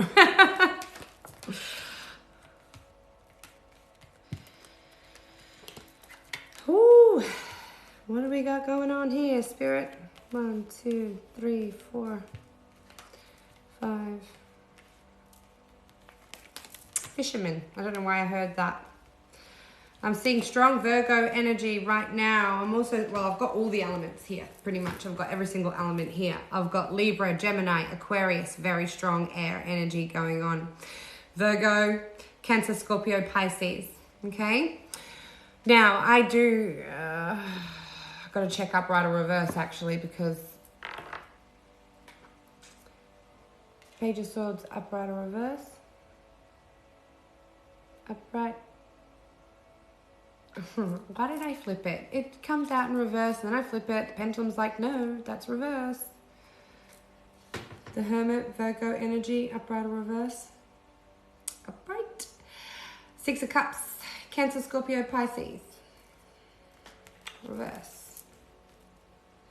Knight of Wands, Libra, Gemini, Aquarius. Upright. Five of Swords, reverse. That's Libra, Gemini, Aquarius again. Seven of Cups, upright or reverse. Reversed. Good. Magician, upright or reverse. Upright. Excellent. Eight of Wands. Upright.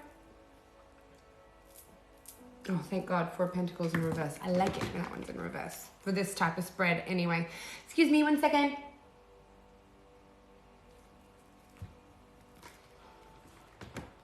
Okay. So, investigating, studying, looking into things, taking some time alone, not dating right now.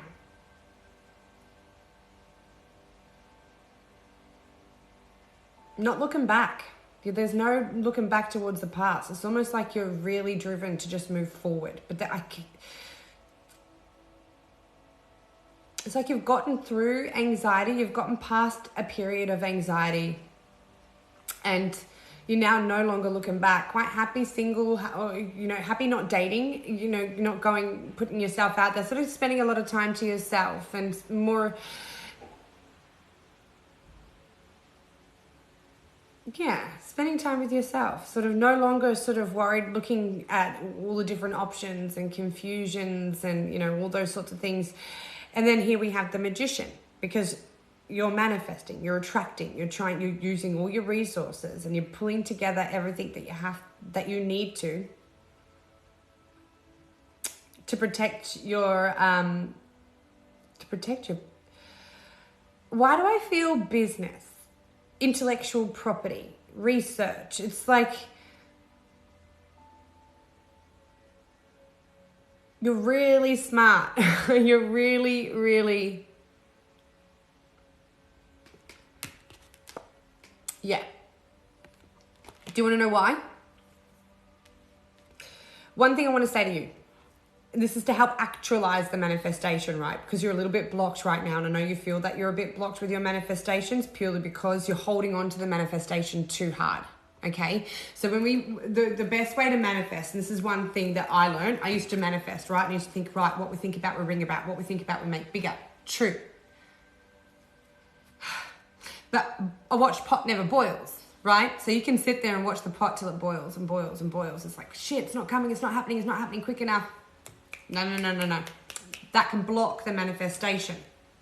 Blocking it, holding on to the idea of it coming to reality, of manifesting, coming into fruition, can actually slow it right down and even create delays. You know what I mean? The best way to manifest is to put that out there.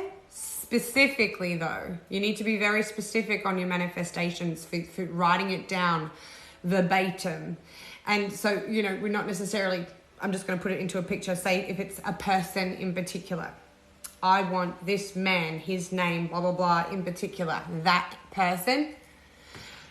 Sometimes you can get that exact person, somebody that looks like that with their qualities, somewhere in somebody different, a different shell, but it's still exactly the same. But depending on any underlying fears that we have involved with that, which I don't see that you're going here. The only block you've got going on at the moment is you're not looking back. You're not being blocked from being past thoughts, from anxiety.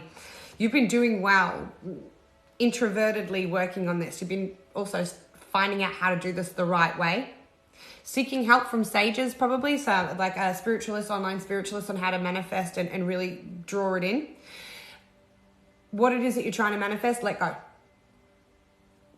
Let go of the idea of it actualizing. Does that make sense? Letting go of the idea of it actualizing, and then it comes. That's how the rituals work. it's like protecting your manifestation. I feel like real protecting, like you're trying to protect this to come so much. And it's like the more energy that you're putting into it of protecting it, like the more it's sort of suggesting, well, is it going to stay? Is it going to actually come? It puts a seed of doubt in there instead of rather just letting it flow. So setting the intention and then just going with the universe and allowing the universe to bring it to you exactly when it's the right time, when you can receive. Okay? So it's a matter of being ready to receive it as well. Now, I had a couple of cards here flip over when I was doing that. There's the King of Pentacles. There's the Moon, that's Pisces energy, Taurus, Capricorn energy. Okay, so it's hidden from you. The Moon's here showing that your manifestations, your victory, your money, abundance, your King of Pentacles, the Taurus, Capricorn, Virgo, masculine energy. What's hidden from you, this Pisces, this Moon energy, your manifestations are working. You're using moon magic as well. I'm seeing moon magic, or at least moon energies, the elements there, working with the moon. There's Scorpio energy I'm getting as well. But this is the victory card, right? Yes, it does happen. Just let the idea of it happening go is the main thing. And maybe you've got to be able to do that now. Because, you know, we've spoken to somebody who's spiritual and, you know, we've gotten that final bit of advice, that final adjustment that needs to be made. But there is victory here. There is success here. You don't see it, though. That's the thing. It's hidden from you. And I think I was channeling earlier about sometimes what our blessings need to be hidden because it's about what we learn on the journey to getting them.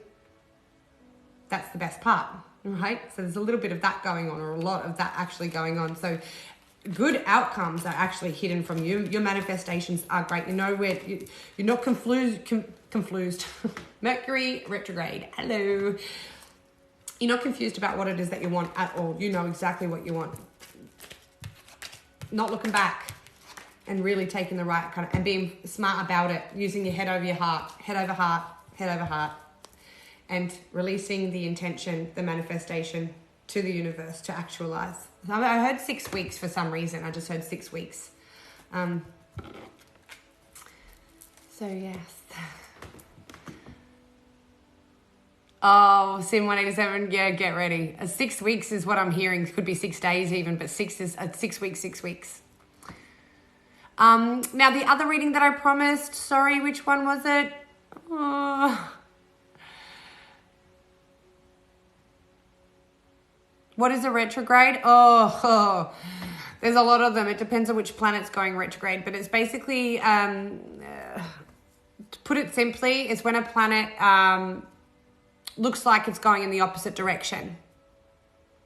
So its energies go in the reverse sort of way. So we've actually got Pluto in going retrograde soon, I think, which is a real trying energy. When we've got Mercury going retrograde, it stuffs up travel plans, technology. So Mercury is the planet of communication and technology. So yeah, I always end up with a speech problem. Emails don't send out, technology, your phones start to bug out, chargers aren't working all of a sudden, all that kind of stuff all happens with when Mercury's going retrograde. Travel plans stuff up. Oh, you're welcome. Yeah, dance, girl, dance. I feel like dancing night away. I promised somebody else an answer to their question. Where are they? I'm sorry, like I said, I channeled so much and I live in the moment.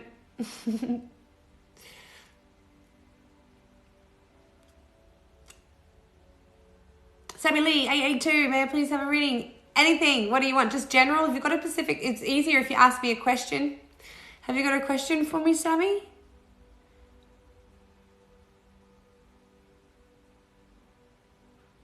Oh, thanks, Sim, 1877. Yes, Sammy Lee, 882 is next. Thank you. Sorry, yes, thank you. Sammy, what's your question, babe?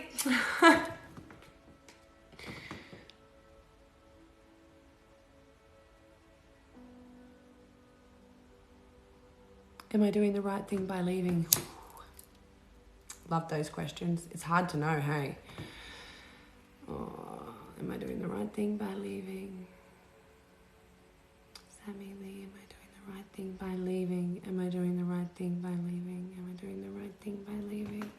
Let me get these up here.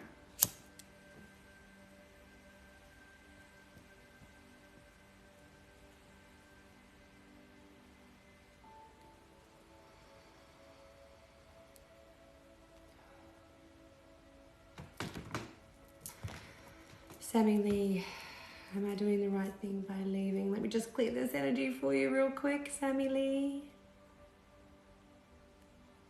And anybody else, if I've missed your questions, please can you go to my question and answers part in my bio, and I'll answer as many of them as I possibly can, because I am going to have to jump off the live shortly because I've got to go get my little girl from school.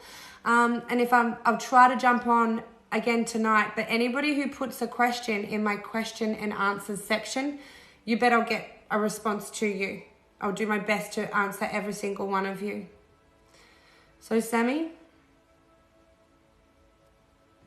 are you making the right move by leaving? Sammy making the right choice by leaving. Sammy making the right choice by leaving.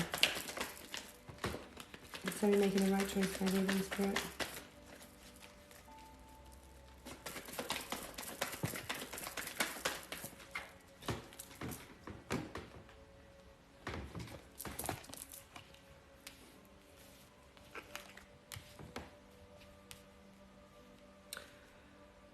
Blown away. Sammy, your energy was coming through.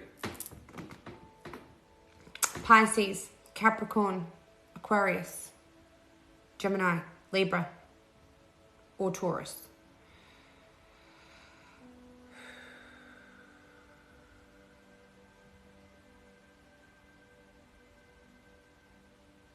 Scorpio. Passion, desires. This is a very... You're chasing a desire. You're chasing a passion. This is something that you're chasing.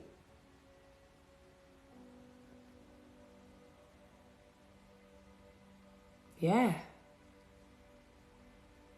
You are so making the right decision for now. Like, even if it's not forever, it's for now. You're being guided to this move, this path. Like, you're being guided to make this decision. It's intuitive to you. It's like the information comes to you at night.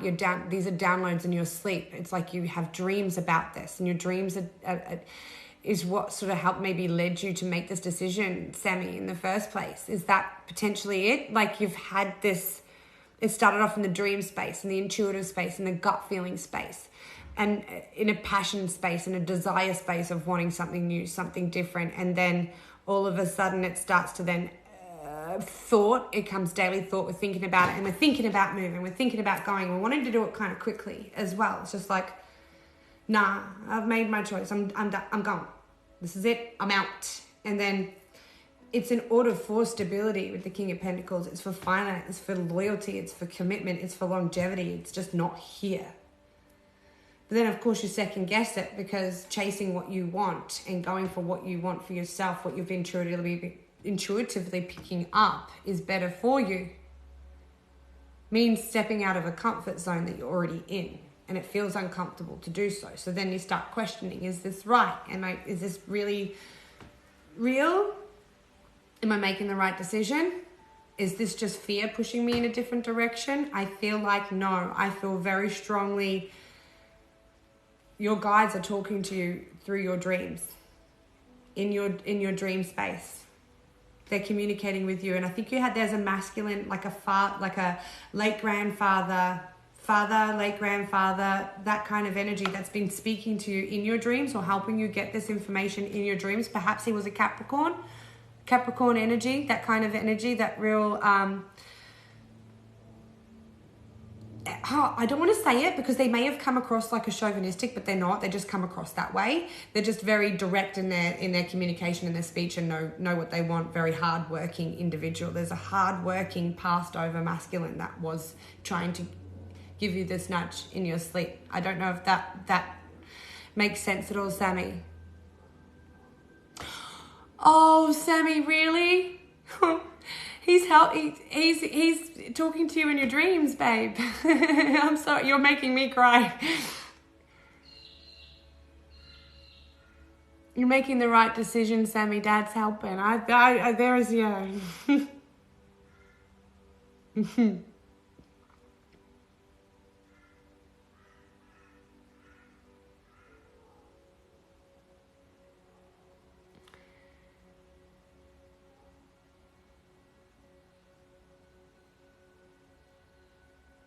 Oh, Sammy, everything I'm saying is so true. You know what? I thank you for sharing your stories with me and for allowing me the opportunity to try and help as much as I can. A gift and a curse at the same time. Feeling other people's pain and emotion isn't always the greatest experience, but I guess at least I can empathize with you properly. Michaela, how can I help? Thank you for that, my gorgeous girls. Thank you for your donations also to everybody. These are free general readings. I answer all the ones I can as much for free as possible. I do accept donations, but this is free. And I do come on and do other readings for people that I will start coming in as a cost. Heaven Denry, have you got a question? For those, Heaven Denry, thank you. For those of you who are sending me coins and confetti and all those sorts of things, if I miss your question, make sure you put it in the question and answers section in my bio so I can respond to you. Michaela, what's your question, my love? I'm trying to find your name so I can answer your question. Thank you so much for the bags.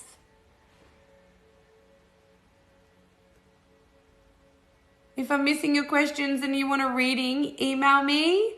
Send me an email or put in the question and answers section. For personal in-depth readings, they are at a cost. General readings like this on the live, I do for free or for donations. But a personal one-on-one reading is very intense. I have to channel a lot of energies and it does take time. So I do those at a cost as well. Michaela, what does my next relationship look like? Okay, Michaela, what does your next relationship look like? Let's have a see. Ooh.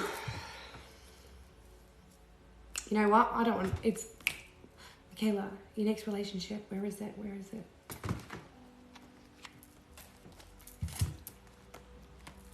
I want to get to Moonology wants to speak to you for some reason. Michaela, next relationship, Michaela.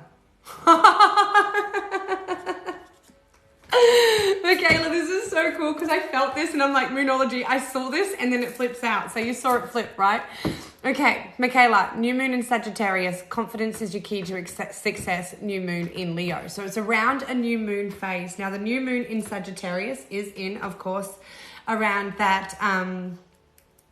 early December, mid-December period. New moon in Leo is around the August period and potentially somewhere in between that time. Now, luck is on your side and confidence is your key to success. Michaela, this is so good. Now, you're either fiery in your energy as well. Are you a Sagittarius or a Leo? Are you a fire sign? Because I'm feeling that strongly too. I'm feeling Aries energy for you, actually, like excitable, like ready to rock and roll kind of energy, Michaela. But luck is on your side and confidence is your key to success. So I feel like that's the time frame, and it's going to be potentially a connection where you may find yourself feeling insecure at times.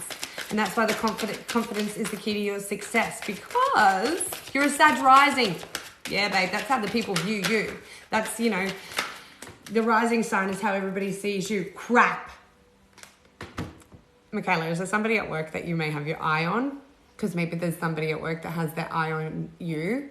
Taurus, Capricorn or Virgo. Earth energy, stable energy. This is potentially somebody who comes into your period while you're working on yourself. So if you're spending a lot of time on your own right now, studying, working hard, building a business or whatever it is that you're doing there, Michaela, this is when this energy comes in because you're so not focused on it. Do you know what I mean? You're not focused on the love to come in. So instead of being focused on it coming in, that's when it bloody comes in.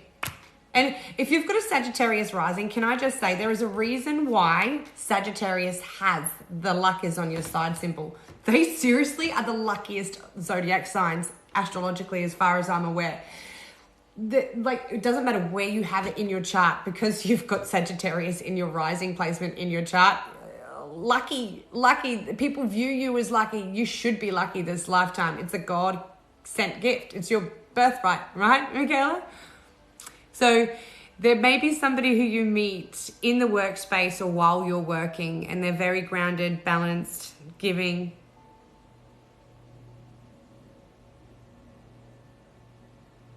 I think you're going to want, you might not be as into it at first, because they don't dress the greatest. You want to work on their clothing. It's like, oh, they're cute and they're hardworking. You're definitely going to meet them through work, babe. There's like, it happens during the day and it's while you're working. Is this 5 of Cups in reverse? Cancer, Scorpio, Pisces? Yeah. Earth sign, which is great because earth and fire together actually is quite good in my opinion. My sister's a Sagittarius.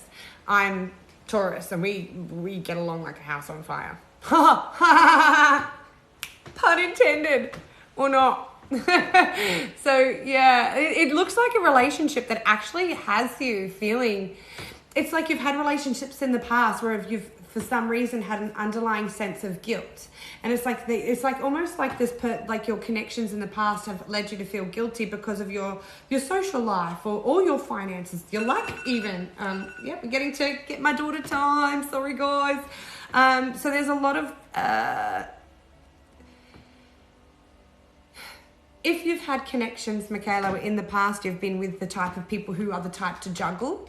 You know what I mean? They're the type to, not necessarily juggle as in love, as in have 2 different people going at the same time or 3 different people going at the same time. This is somebody who's very busy, right? You're used to being in connections where you're busy. Maybe you're very busy and you feel guilty for it, or you're somebody who used to carry a lot of guilt. That's not this connection. The connection coming in for you actually has you feeling quite positive, quite independent. There is a lovely energy, hence why luck is on your side. And I think it's in between the Leo Sag season coming towards the end of this year. So congratulations there, Michaela. That looks cool. Taurus, Capricorn, or Virgo, strong earth energy here for you. Very strong earth energy. Cancer, Scorpio, Pisces, maybe that's you.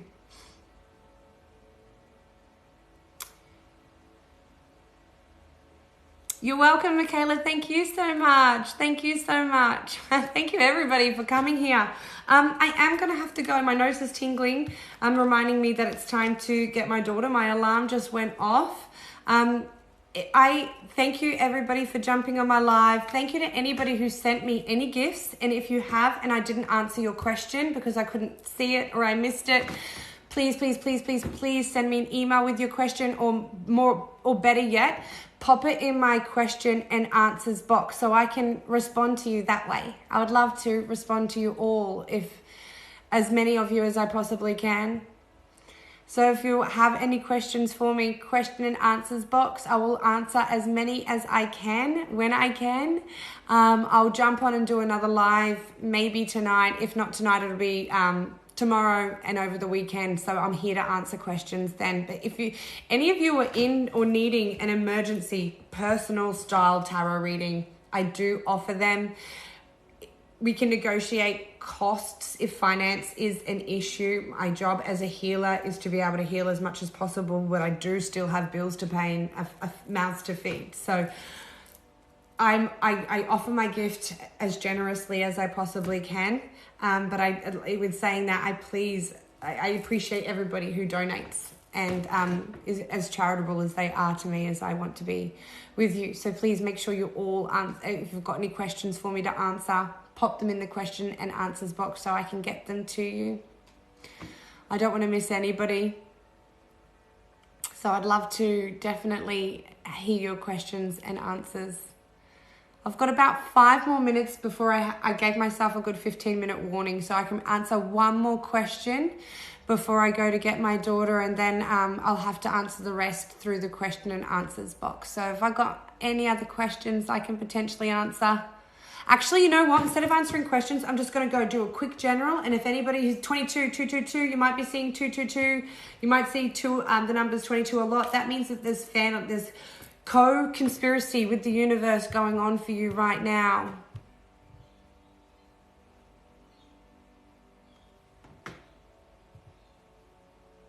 I'm glad I make you happy. I hope that was for me. I'm not seeing all the comments, so I'm missing so many. Will I become a successful teacher? Can I please have a general reading? Will I become a successful teacher? Will you become a successful teacher? Now, Liz K, do you want to be a successful teacher? I mean, you know what? Okay, I'm just going to say this. My little sister, my baby sister, she's well, I'm 38, so what is she now? 38. I just moved out of home when she was born. I think she's like 21 or 22. She's just gotten into teaching. She was trying to do substitute teaching, wasn't getting any work, wasn't getting enough, so now she's got a permanent placement. But I said to her, I said, you're a qualified teacher doesn't necessarily mean you have to work in a school, right? You don't have to go to a school to work in a school. You could come up with your own tutoring platform, your own teaching business where you're educating, you're still educating. Will you be a successful educator? Absolutely, because you've taken the time to study, to learn, to grow, to do that. Anybody who goes and gets a university degree or an education behind something, that studies something. I mean, there's no university degree to read tarot, right?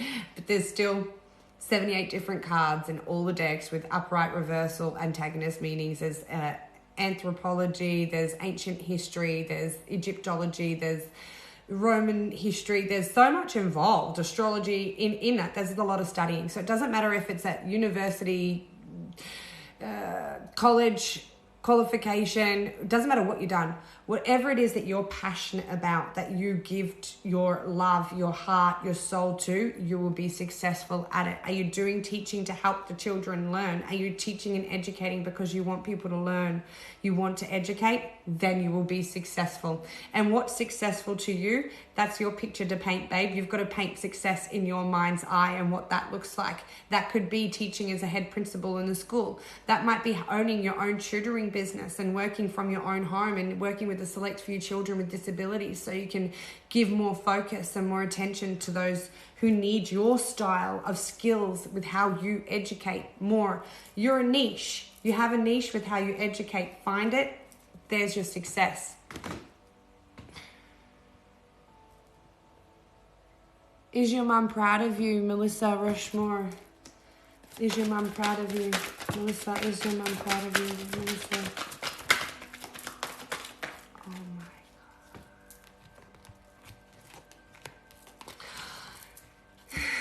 God.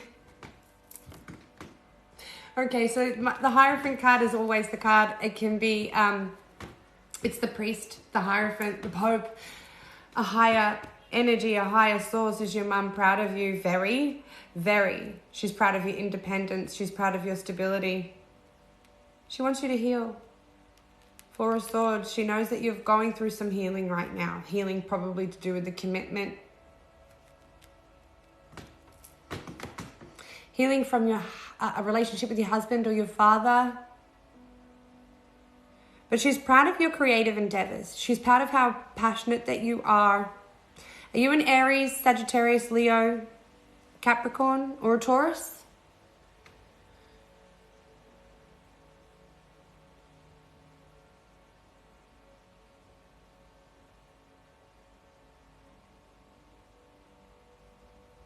Very proud of you.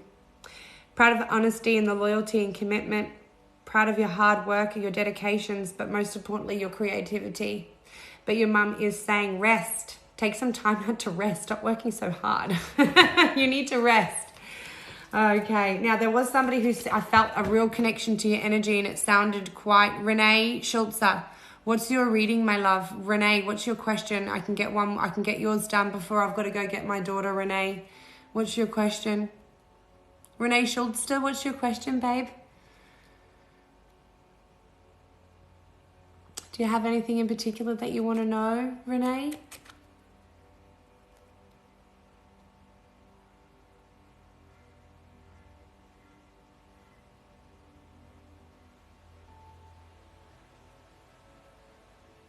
Is your cousin Paula watching over your three boys? Renee's cousin Paula. Renee's cousin Paula is fast. Renee's cousin Paula is fast.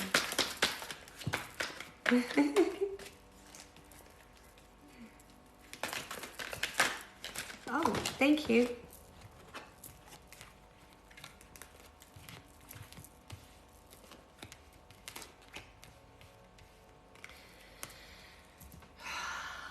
Okay, there's three people who are watching over you. And maybe they've got one each. I have a Taurus, a Scorpio, or a Cancer, and an Aquarius or a Gemini. There's an air sign, a water sign, and an earth sign. There's 3 different older generation queens or kings that have been passed on, that are looking after your children. 3. So I don't know if Paula was a Taurus, Capricorn, Virgo, Cancer, Scorpio, Pisces, as a feminine energy, but you've also got a masculine energy looking after your children as well, and yourself. And this masculine energy is a Libra, Aquarius, or Gemini. They were very staunch in their nature, very honest, very logical, this masculine. There is somebody who is definitely very empathetic, mother, soft. I'm hearing mother, grandmother, auntie even. And they were great babysitters. They looked after the babies, called them your cherubs. My cherub, my little cherub. And there's a Taurus, Capricorn, Virgo also that looked after the babies, because you can see here, do you see here how they're protecting the babies underneath? This one's got a little baby in here, this one's got a little baby in here, little cherubs. So they're looking after your children. You've got 3 guides in particular looking after your children, 3 passed over loved ones that are helping take care of you. 1 is the masculine and 2 are feminines. Do you have a bunny or a pet, like a bunny rabbit or a pet, a ginger haired pet of some kind? They're watching over that as well. Or that is a spirit guide, a spirit animal that's been watching over your kids as well. Like a bunny or something, a guinea pig, hamster.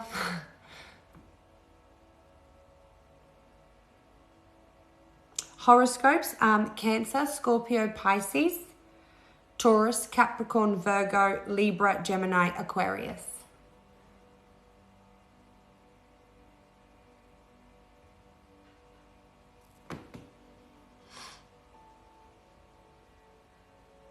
Your dog has ginger hair. No way.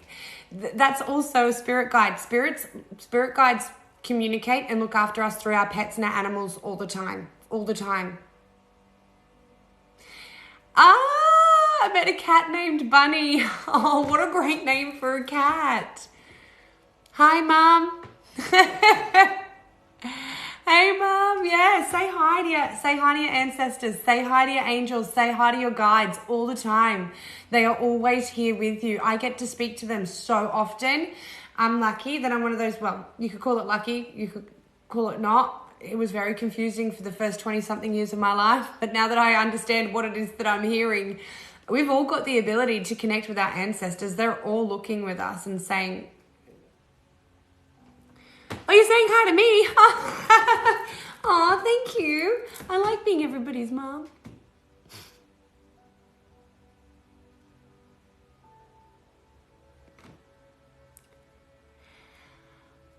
You're so welcome, Renee.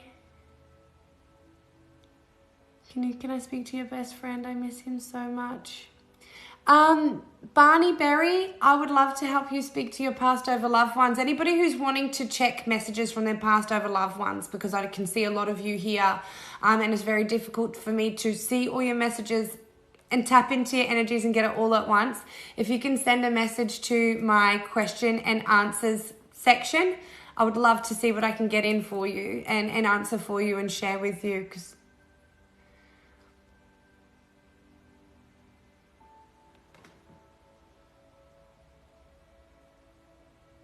is the end forever? Mental health issues on both sides. Is the end forever? Can you please send me that to the questions and answers? I really want to answer that one. I connected with your energy. I've missed your name.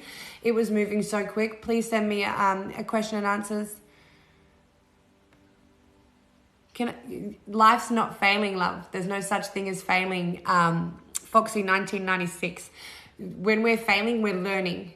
We're learning, we're adjusting, we're doing what needs to be done in order to get to the next phase, the next part. There's no mistakes, no coincidences, everything's for a reason. So when something doesn't seem quite good, it's because it is going to be. There's to learn here, something to learn here.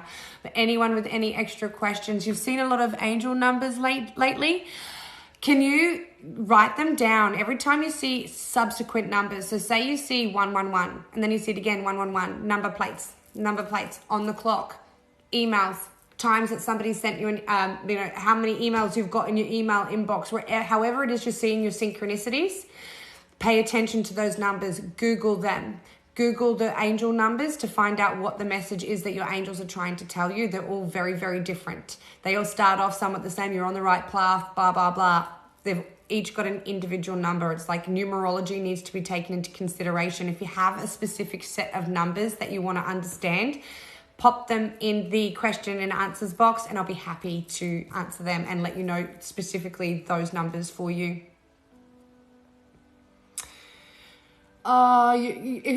Rather than ruining your life, how about clearing out what no longer serves you? And ascension, awakening seems traumatic, guys. This is what I want you all to know.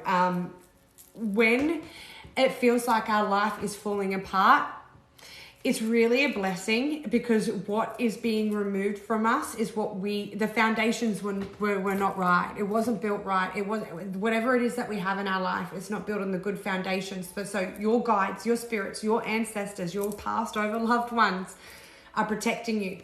And they remove everything from your situation in life that you're no longer wanting, because they're hearing your thoughts and they're hearing what you're asking for. And it's like, I want this in my life. I want this in my life. This isn't making me happy. So it's like, oh, wait, that's not making you happy?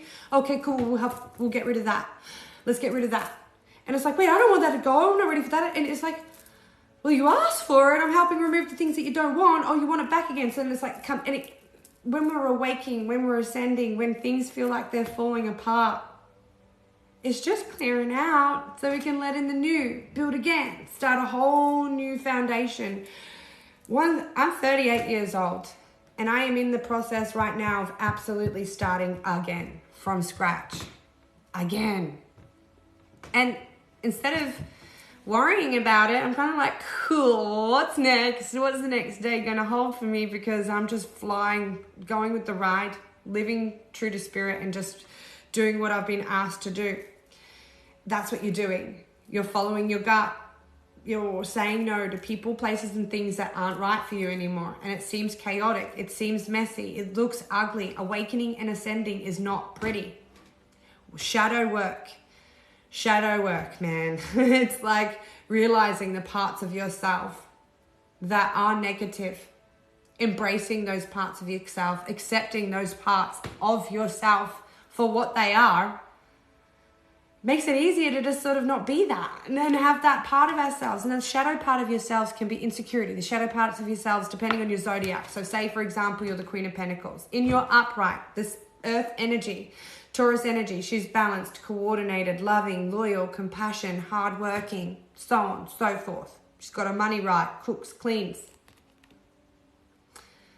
Put her in her shadow side and she lies. She's dishonest. She's disorganized. She is bad with her money. She doesn't even wash. You know what I mean? Lie. The energy is the opposite.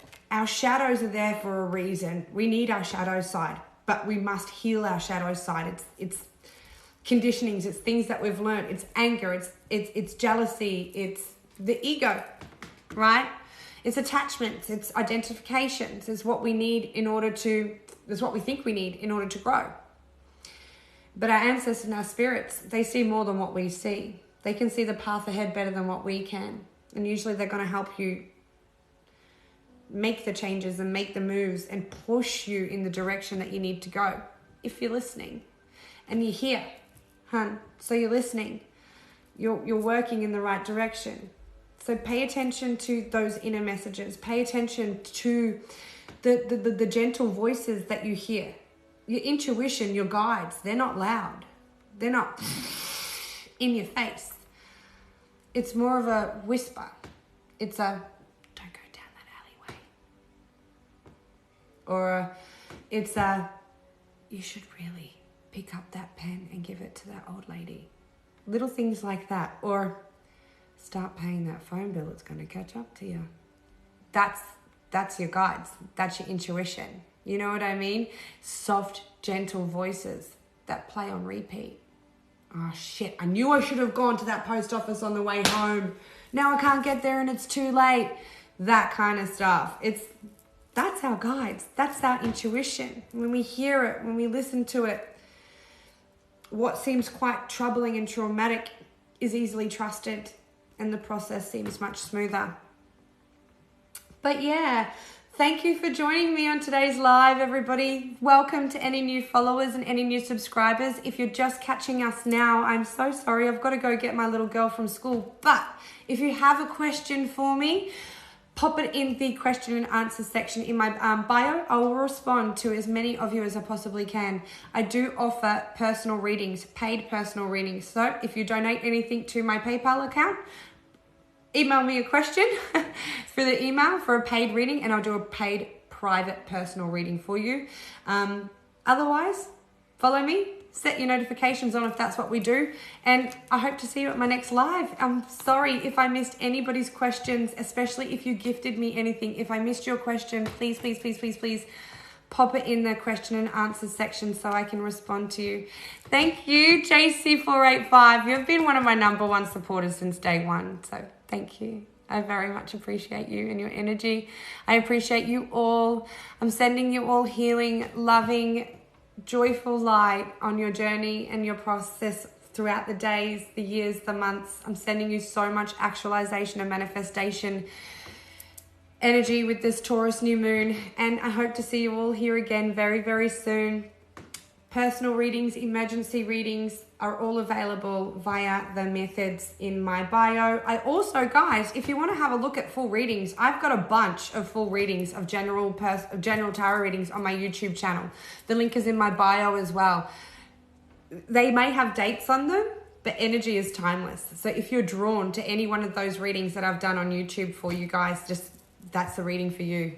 I hope there's a message in there for you. I hope you can find something healing from today. And I look forward to talking with you and healing you all again very, very soon. Enjoy your day, guys. I might pop on again tonight. If I don't, I'll respond to as many of your question and answers as possible. Anybody that I've missed, I am so sorry. It's really hard. But yeah, I hope to see you all again next time. Check out the YouTube readings, guys. They're really on par with some of the sort of stuff that was in today. There's a couple there. There was a Pisces one in particular that went over 3 readings that I think some of you will resonate with. And a recent Taurus Leo connection reading I think will resonate with a couple of you as well. But thank you so much. I love you all. Thank you. Question and answers. I'm going to go and get my little girl from school now. When I get back, I'll check all the questions in the question and answers box.